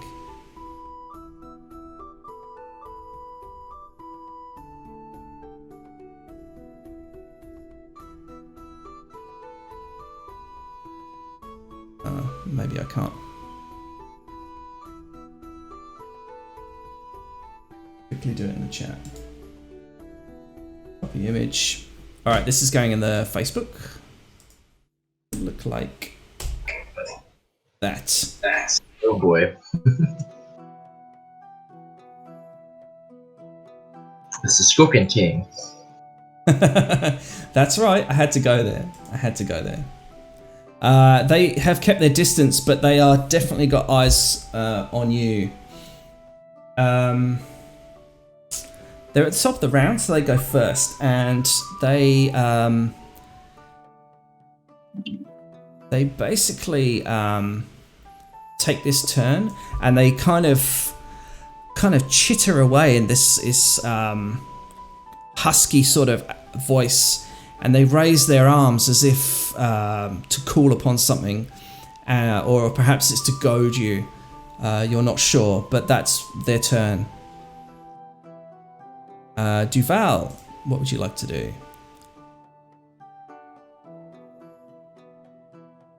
Seems like they're preparing something. All right.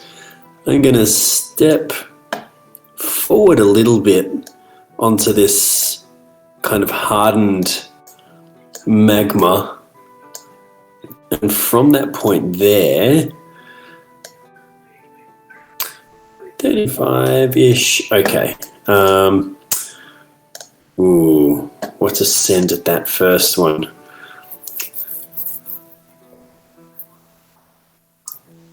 I'm just going to go with a firebolt. They're probably quite comfortable with the heat, but that's a 13 to potentially hit the top one to the north. That bounces off of its chitinous armor, I'm afraid.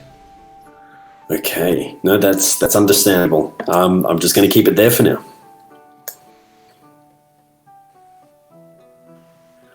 Okay, Rain, what would you like to do?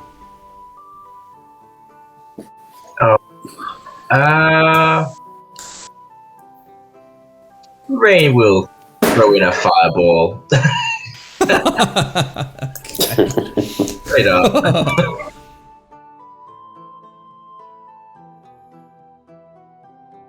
He just cracks his knuckles and throws a fiery orange and blue flame skull that explodes in between them. In between them? Okay. What's the radius? Oh, it's like a 40-foot diameter circle. So the first one makes a dex save. The second one makes a dex save. So the general to the north, he succeeds, and the lackey, he does not. And then? So the lackey, so do they? So he succeeds. So he jumps out of the way. That's correct, isn't it? They don't take any more damage.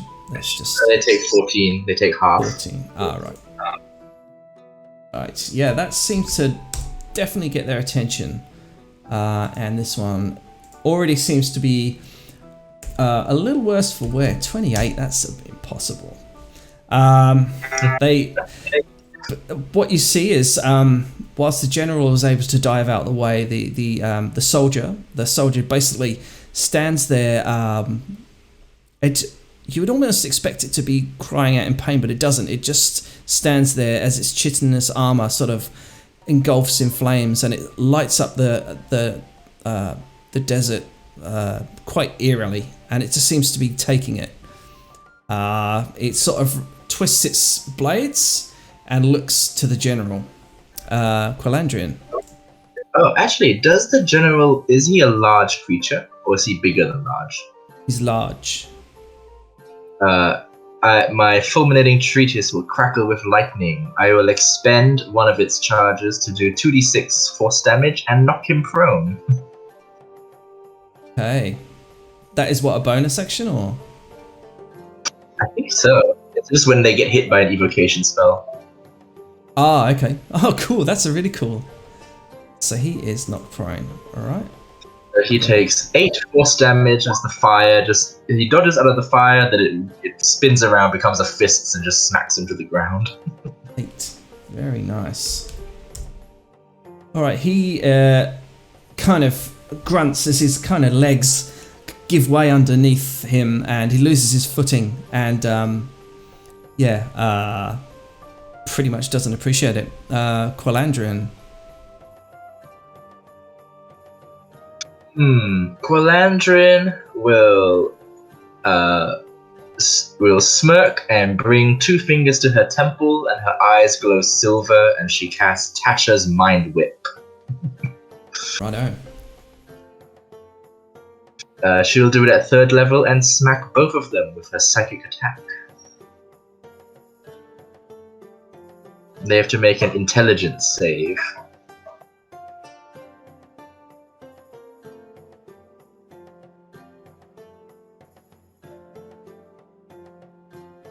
Right. Oh god, they get a 17 and a 16. Yeah. Okay, well, I think they just take half. I think they just take 3 psychic damage each. Oh dear. -3.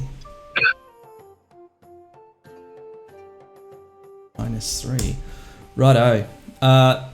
The soldier is not looking best pleased. You've definitely drawn blood there. That's a good round. Is there anything else you'd like to do, Quelandrian? No. She's alright. No movement? Okay. Amarth. Amarth, before we start, I'll get you to roll me 2 d20s, please. Yeah, I did that just at the beginning. I got a 5 and a 9. Oh, alright, awesome. As long as you've got a record of that, that's cool. 5 and a 9, beautiful. Don't want to go closer.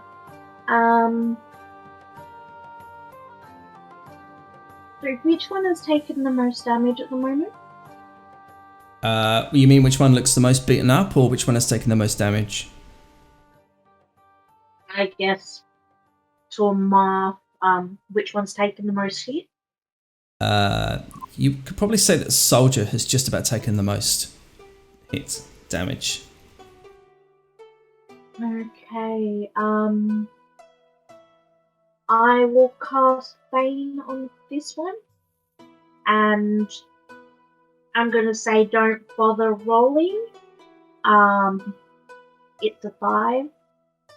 Okay. That's so cool. Amarth is so wicked. We'll just mark that off. So mark and Bane. But oh, up to 3. So Yeah. this one can take roll. You can roll. Okay. What's it? Charisma. 14.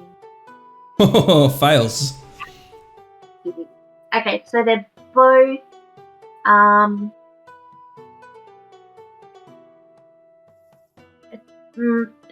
subtract a d4 from any attack roll or saving throw it makes until I lose concentration, or I don't think it's saved. No. I'm just gonna.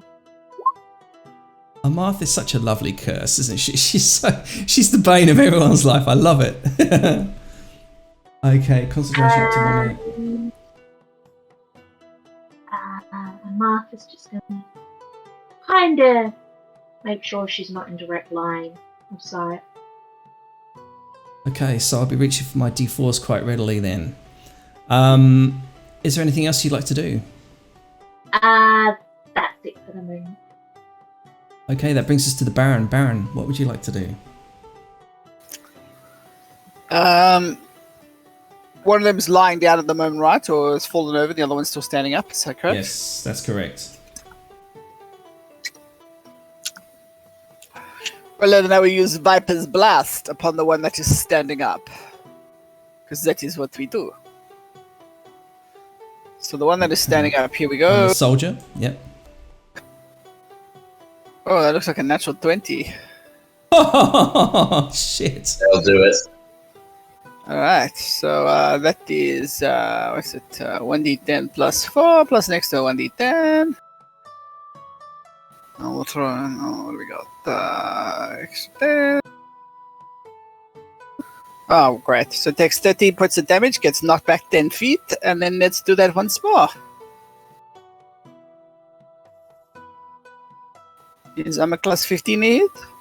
It is. Well, you could take an extra, oh, look, 12 points of damage and get knocked back another 10 feet. He's off the map. All right, so that's actually probably just slightly, yeah, let's just say he's out the map for now. He kind of scuttles back and there's his like 6 scrape marks through the sand as you've basically powered through and made him burrow into the cold sand. It kind of makes this kind of like moaning sound as it gets pushed back. And again, both of them just kind of like flex their, like mandibles, they flex their weapons and look at you. Is there anything else you'd like to do, Baron? No, good. I think this is it's excellent. No problem. A pass. Let someone else have a go. Okay.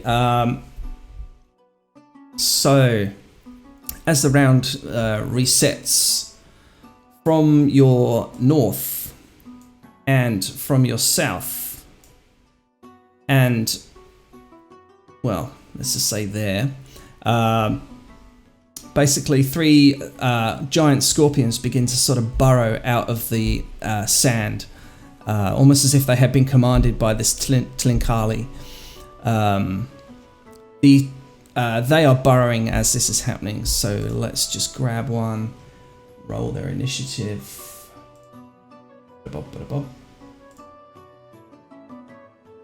And it gets an 8, so... put that into descending order. We're at the top. Okay, so the Slinkali general, he moves 40 foot. Very nice. 5, 10, 15, 20, 25, 30. To get up from 35, prone, though. 40. Yeah. Oh, yeah, he has. Yeah, sorry. Spend half of that through stand up. 5, 10, 15, 20. So he just moves onto the rock, and this guy basically comes back into the. He's gonna dash, and that's his turn, and he's probably gonna get to, let's see, that's a 5, 10, 15, 20, 25, 30, 40, 45, 50, 55, 60. So he's pretty much up in Duval's grill. What you notice, Duval, is as he kind of comes rushing towards you, he triggers one of those pit traps, as it were, for want of a better word. But with his multiple legs, he's basically able to stride and stand over it, and sort of glares at you. It's not close enough to be able to attack you, but he is definitely vying for you, being the closest. What would you like to do?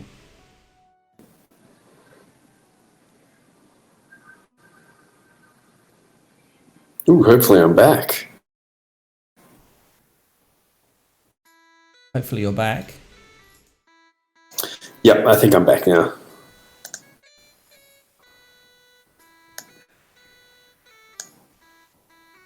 I can hear you. Oh, okay. That's good. I can hear too. There we go. Oh, okay. All right. Just here.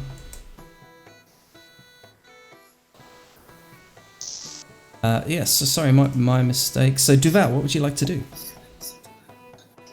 Okay, so from this spot here, if I 10.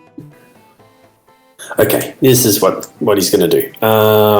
Hopefully, I'm not walking into that giant hole, but Duval's just going to. Actually, he's going to come in closer.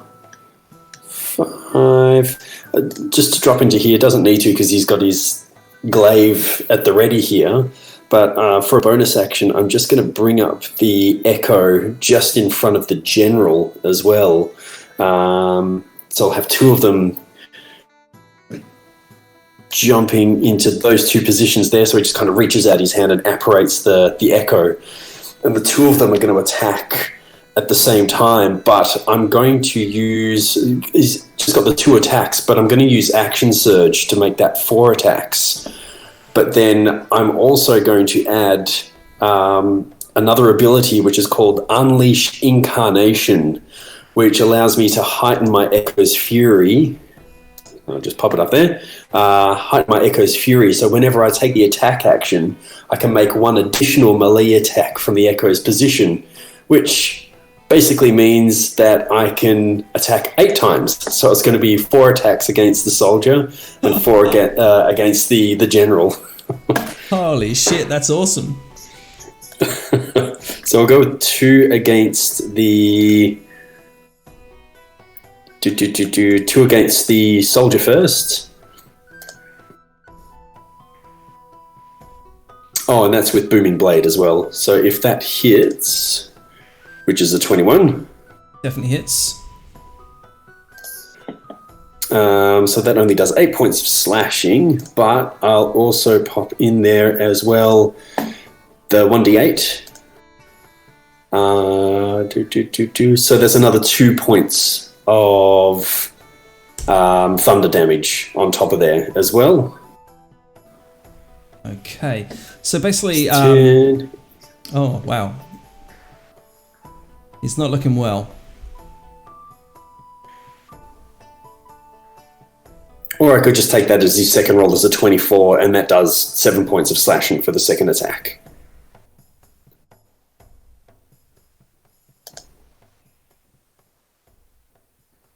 So the 24 is the second attack? Yep. Yep, that hits. So it's only 7 points of energy. 7 points of slashing damage as well, and then. Okay. Oh no, sorry. He's got another 2 against that one as well. So I'll quickly hammer those out. 1 and 2. Okay. And that is against a 13, and I'm guessing an 8 is no good. No, they both basically ricochet off of the chitinous armor as its That's all good. green glowing eyes glare All right. towards the group. And then 4 against the general as well from the Echo's position.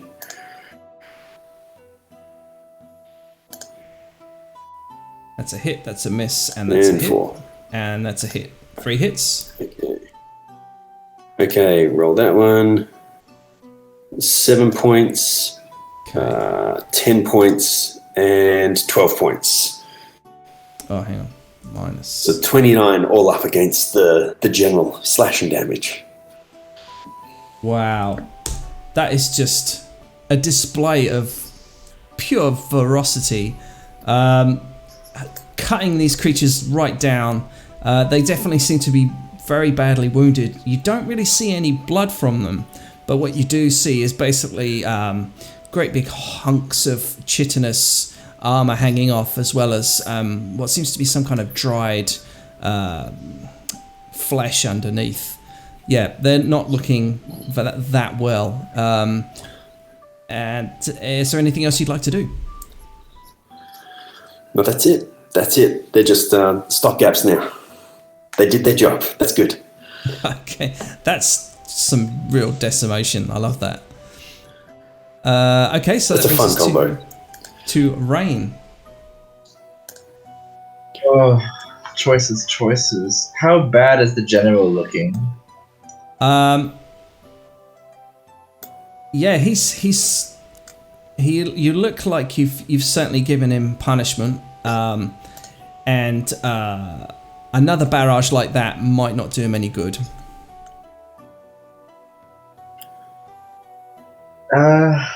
I will throw a fireball over here to catch these 4 enemies in its radius. All right, that's cool.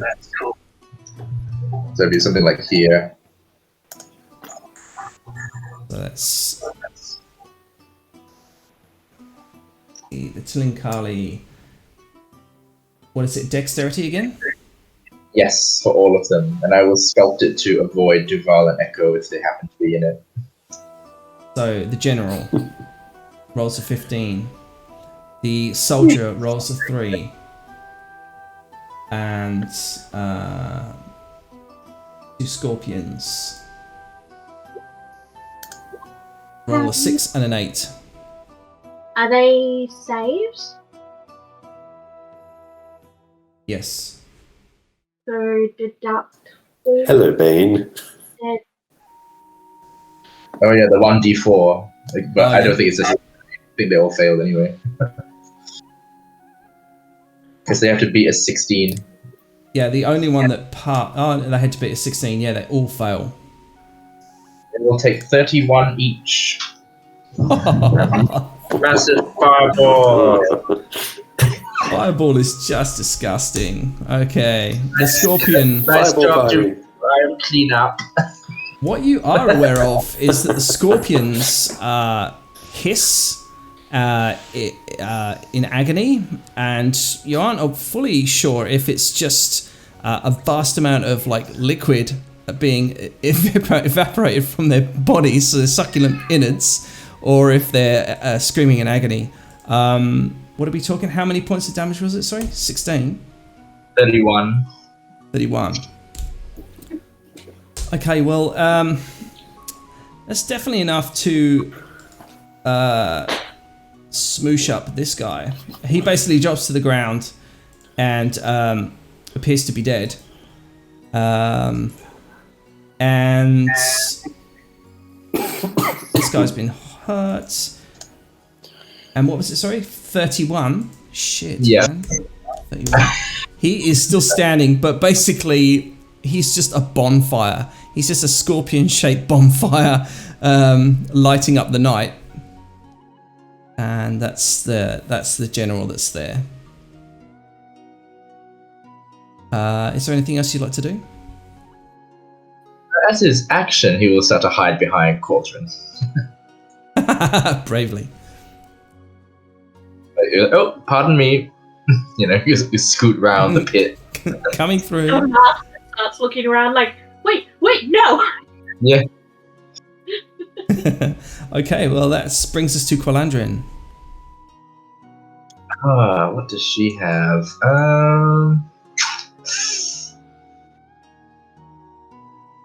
Let me see. 30 feet long, 10 feet tall. I think she will do a tidal wave. A 30-foot wide, a 30-foot long, 10-foot wide wave. Let's see if it hits. Oh yes. So 30. So she can choose the start point basically. So she can cast it here, and if it's 10 feet wide, she can just clip these 3 guys in it, I think. Okay. Yeah. Although,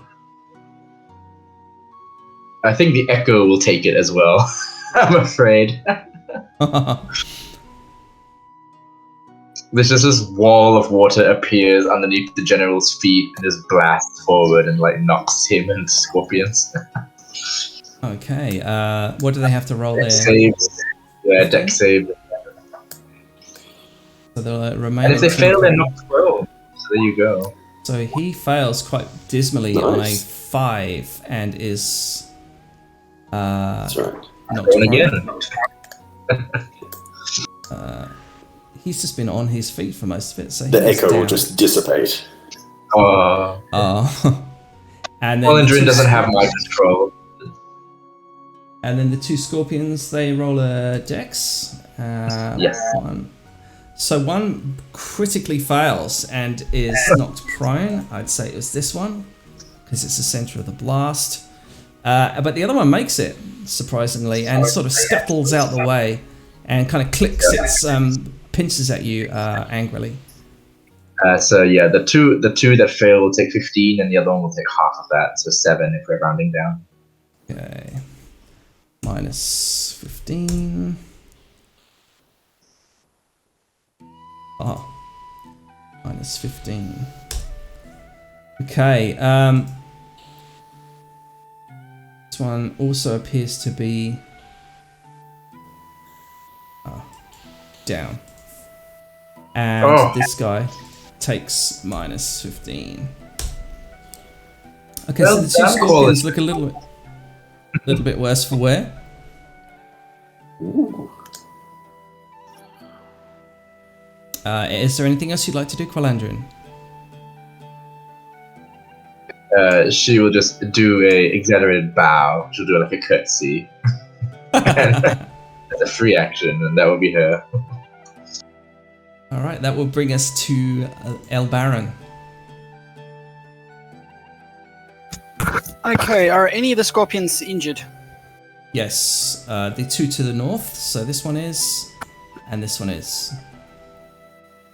The most northern one is not prone as well, so that probably is the one. Yeah, no, my Viper's Blast doesn't work very well against prone. Yeah, this guy's prone. Okay. Well, sorry, which one's prone? Can you point it out? Here. The middle. Right, and the other one, and you said this one up here is okay, is just injured but not prone. Yes, that's correct. All right. I will. I'll drop a hex on him and then Viper Blast him. Wow.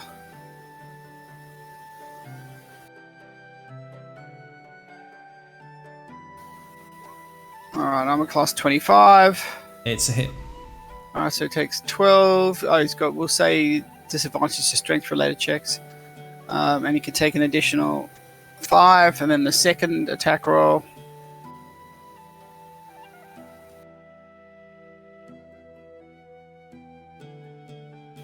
I assume that's a hit as well. Yep. You can take an extra 8 points of damage plus an extra d6. I'll be right back. Can use the bathroom.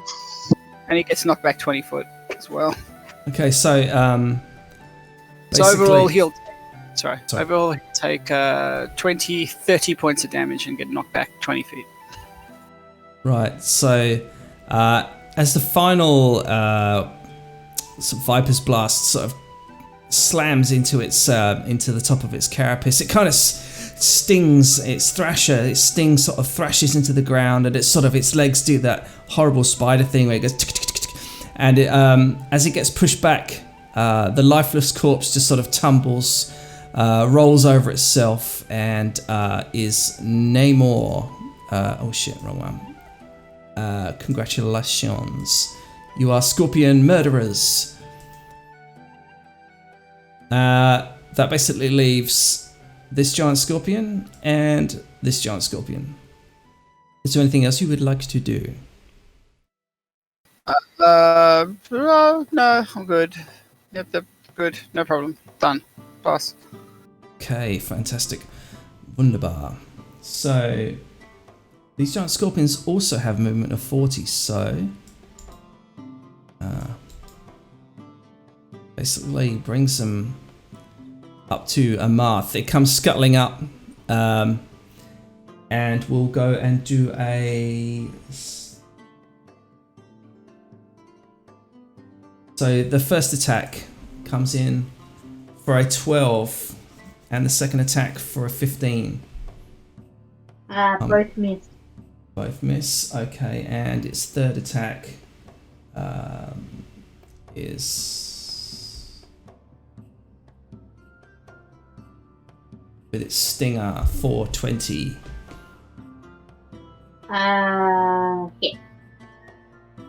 Okay, and that's a DC Constitution save of 12, please.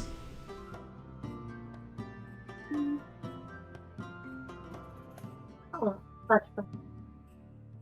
Okay, so you take 10 piercing damage and 15 poison damage. Ouch. Off is the tank now. And that's Wizard's its turn. retreat. The healthy scorpion from the south begins to move up and looks to engage the Baron and Dorful. Now, because they're not here, I've accounted for them not being here to play, so I've adjusted DCs and enemies and stuff. So, Baron, the giant scorpion goes to make its first attack and second attack on you with its claws. For a 17 and a 22. The 17 misses, the 22 hits. Okay, with the 22, I need you to make me a DC strength save, please. The DC of 12, so it's not that difficult. Oh, okay. It basically grapples you in its pincer as it tries to sting you. For a AC 16. It misses. It misses. Okay, so basically it has you grappled for this turn. Are you concentrating on any spells at the moment? I'm concentrating on Hex. Okay, so I just get you to roll me a Constitution to see if you can keep the spell going. Oh no, it is gone. Okay, so the Hex is dropped, and that is the end of their turn. Brings us to the top of the round. Oh no, sorry, my mistake. It brings us to Amarth. What would you like to do? Get rid of these guys. Gonna sneer the scorpion that just stabbed her and say, "You exotic shish kebab," and then slash at it twice with her scimitar. Wow, look at those. Both of those. That's mental. All right, yeah. Yeah, so they both hit. That's 22 points of damage. If it wasn't dead, it really wishes it was. So basically, you just tell me what you do. You haven't killed it, but you have as good as killed it. So where do you attack and what happens? I'm literally stabbing forward, trying to turn it into a shish kebab. Okay, you do a really good job. You basically stab it through its mouth. There's a pincer, flies off into the lands, thuds into the sand as you just become this whirling dervish of like destruction, waving your scimitar around in this silvery blur. Is there anything else you'd like to do? I'm just gonna quickly use my bonus action and do a second wind because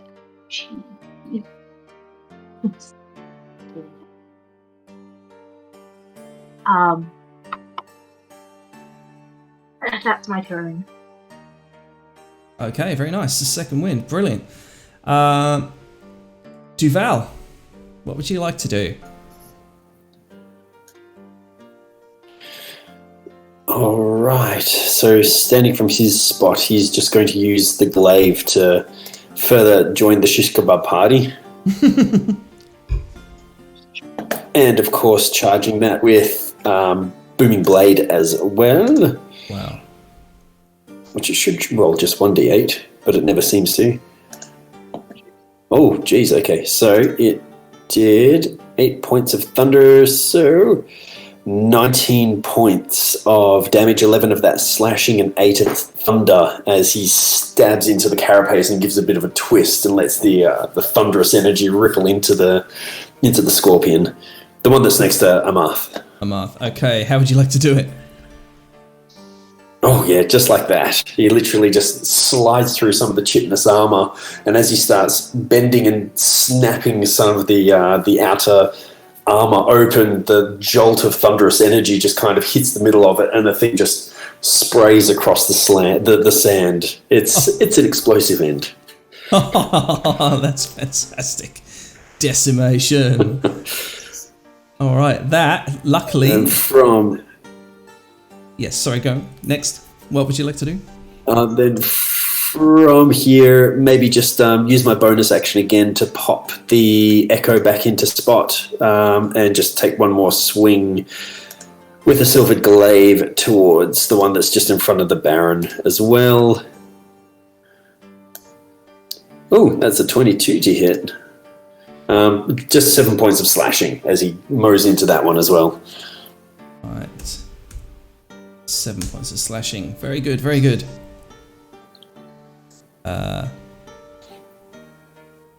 And is that's its turn? That's him. Yeah, he's all done. Wow, that's some serious damage you guys have been kicking out here. All right. That would. Anything else you'd like to do, Duval? No, that's it.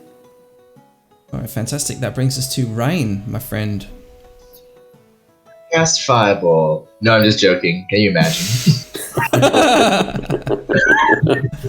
It's like one enemy on the board, like, I will Fireball.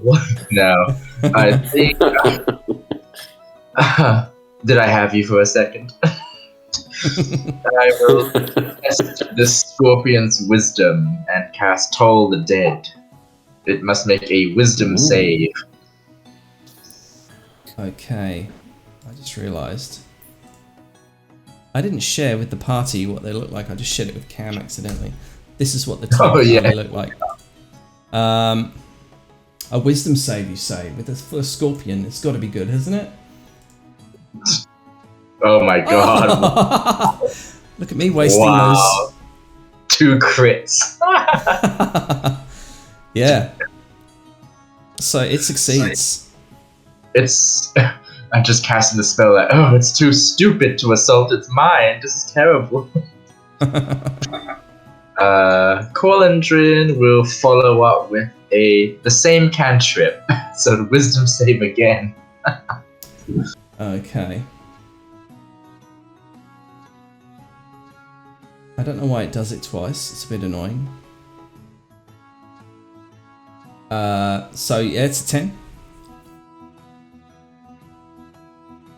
Fabulous. It will take 2d12 necrotic damage. D12. Alright. So that's 20 you have there, is it? 7 for Qualendrins. 7. Mine would have been 20. Oh, that would have been fun. Wow. Alright, it seems to be definitely standing on its legs. It's a bit shaky, but yeah, you're whittling it down rather nicely. That brings us to the Baron. Baron, there's this one enormous scorpion clicking its pincers at you, and its mandibles are like slavering as it kind of like sizes you up as a potential meal. Alright. I pull energy deep from the Shadowfell and I charge up my hand with inflict wounds and make an attack roll. Oh. Okay. Now I'm assuming I miss. Oh no. That is a miss, I'm afraid. Well, that is the way the cookie crumbles. Baron was not made for melee. It works sometimes. It's just this time. You know what? Baron's going to use the what you call it? The wisdom of the gods to help him. Papa Legba's additional guidance. What about? Come on! I'm afraid not quite. 14's a miss, I assume. It is a miss. No. Oh, that's very sad. Alright, well, that's the way the cookie crumbles. So he's done. Oh, actually, you need to make me a strength save as well, because you are grappled. Or does that on its turn? Doesn't matter because it's next anyway. I didn't try to break the grapple, so I assume okay. I'm just, because all of the grapple does is make sure my speed is 0. Oh, okay. Yeah. That's Unless right. it does something else, so... No, Yep. It's all good.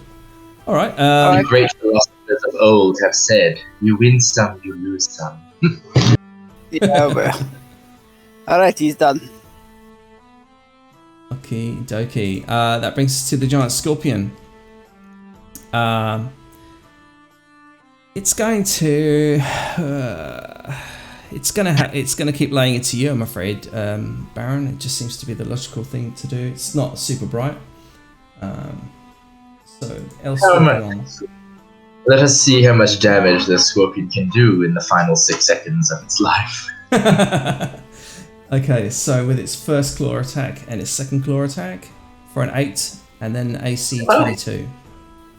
Well, it misses the 22 hits, of course. I will get you to roll me a DC. Oh, you're already grappled, so that's fine. So you take 8 bludgeoning damage. And it comes in with its stinger for a 14. Regrettably, still a miss. So it's basically trying to tear you apart, turning you into its next meal. It still has you grappled, as you haven't chosen to break, as you're still grappled, and that brings us to Amarth, unless there's anything you'd like to do there, Baron, for the bonus action or a bit of reaction or something, or? No, it's all good. Okay, dokay. The Baron Amarth. thing is like Ellen Ripley dodging secondary alien mouths. Yeah. Little does the scorpion know that I was born with poison. It means nothing to me. That's right. I am the poison. Do you not know that one? All right, that brings us to Amarth. Amarth, what would you like to do as your friend, the Baron, is being held aloft in this cold desert night? Okay, so Mark is going to use something fancy. I'm not sure how this works. She's going to use a psionic strike to send her dancing scimitar to try and stab into the scorpion. I think I propel my weapon with psionic course.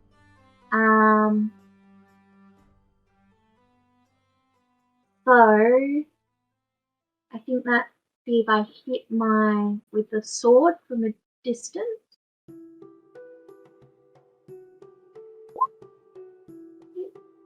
And then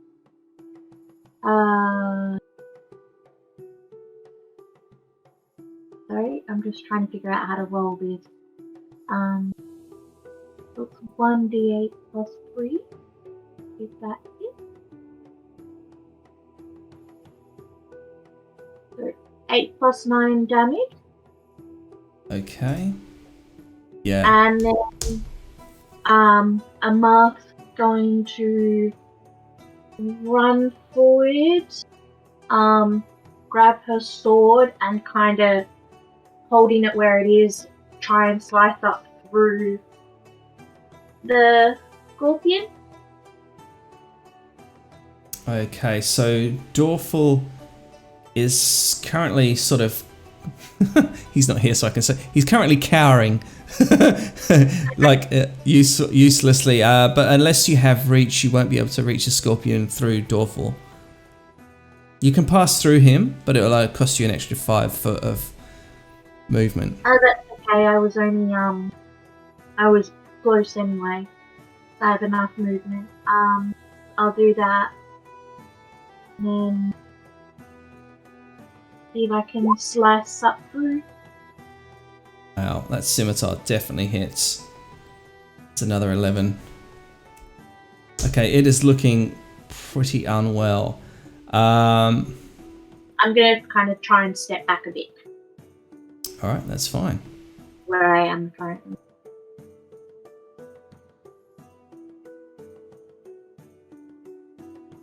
So, law of averages, I'm going to take half its health off from because it doesn't look very well at all.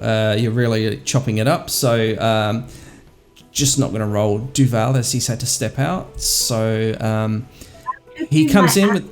Sorry, I just thought I could do my action surge and try and hit one more time. Okay, yep, go for it.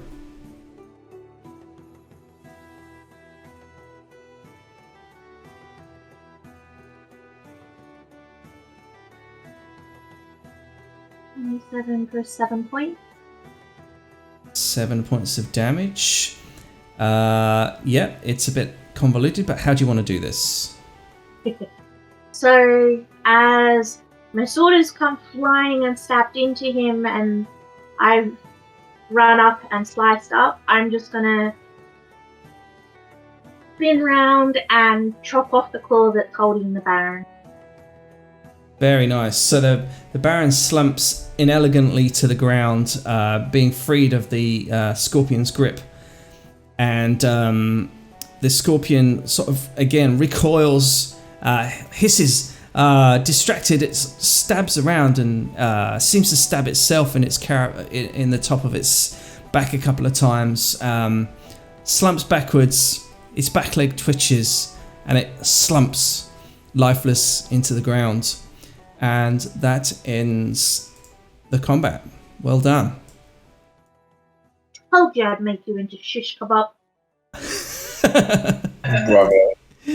She's so cute. All right, well done, guys. I mean, there. I didn't know how that was going to go, but you absolutely kicked some ass there. Having taken a little bit of a beating, it's maybe, I'd say, 10 minutes before the two Ifriti guards finally begin to make their sort of way, following you as they are obviously a bit slower. And they look around and they say, "It looks like you have everything in hand here. You should watch out for the scorpions." No shit. Do you need first aid? Some health would be nice. I will. That is 14 hit points for Amar. Thank you. And 13 for the Baron. Oh, yeah. Assuming the Baron is down. Thank you, my friend. Anytime. Is anyone else injured? I don't think so, no. You all pretty much got away unscathed. The wizard at the back. We're fine.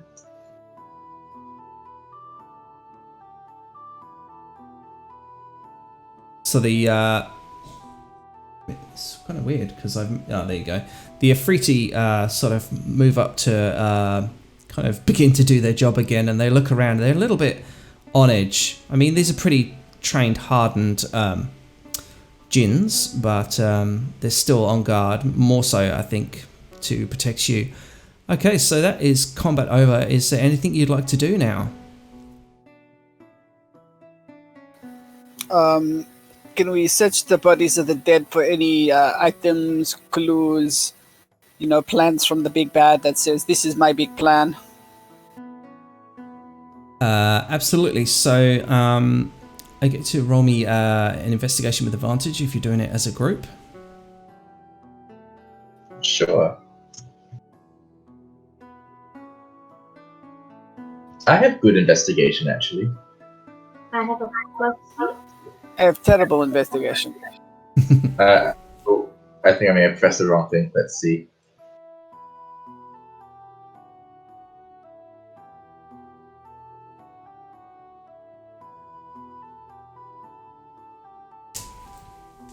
Okay, now rolling investigation. Jeez.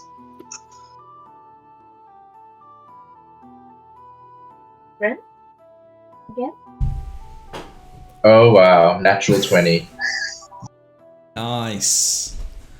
Okay. 28. That's just disgusting. He's good investigation. So from where you are, you basically kind of pat them down, and whilst these are like chitinous creatures, they have something doesn't quite sit right with you. So you're sort of patting them down, and they look like, although you've just killed them, they look like they've been dead for longer.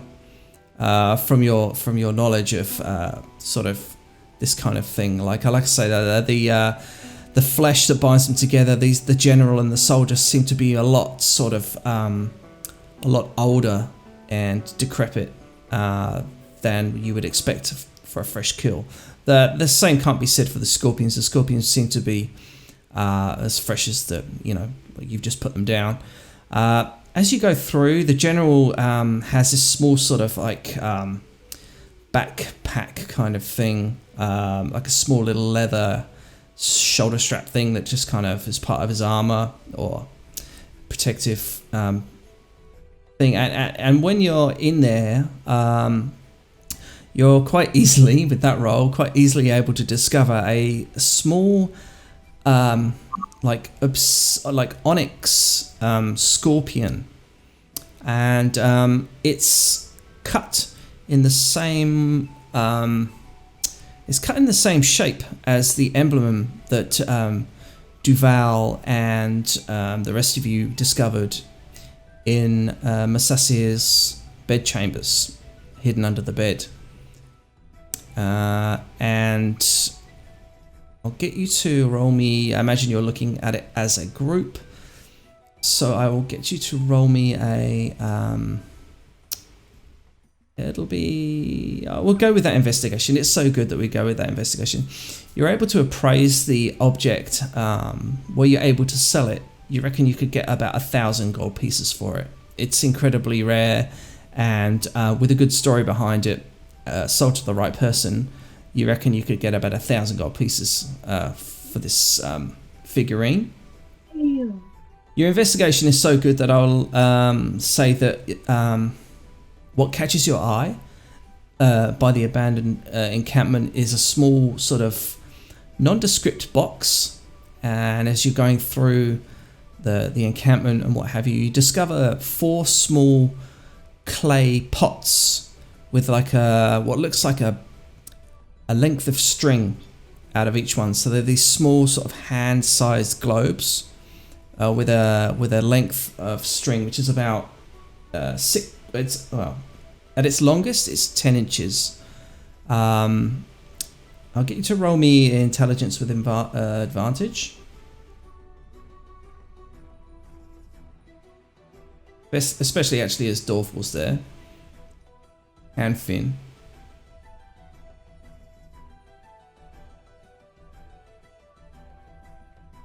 What checks we have it?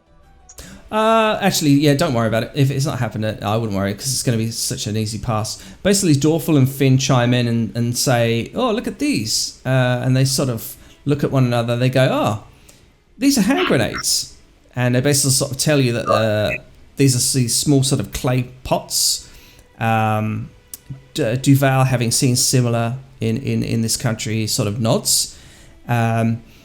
And the stats of those, you've got 4 small clay hand grenades, and they do 4d6 force damage plus 8 fire damage. So they pack a bit of a punch.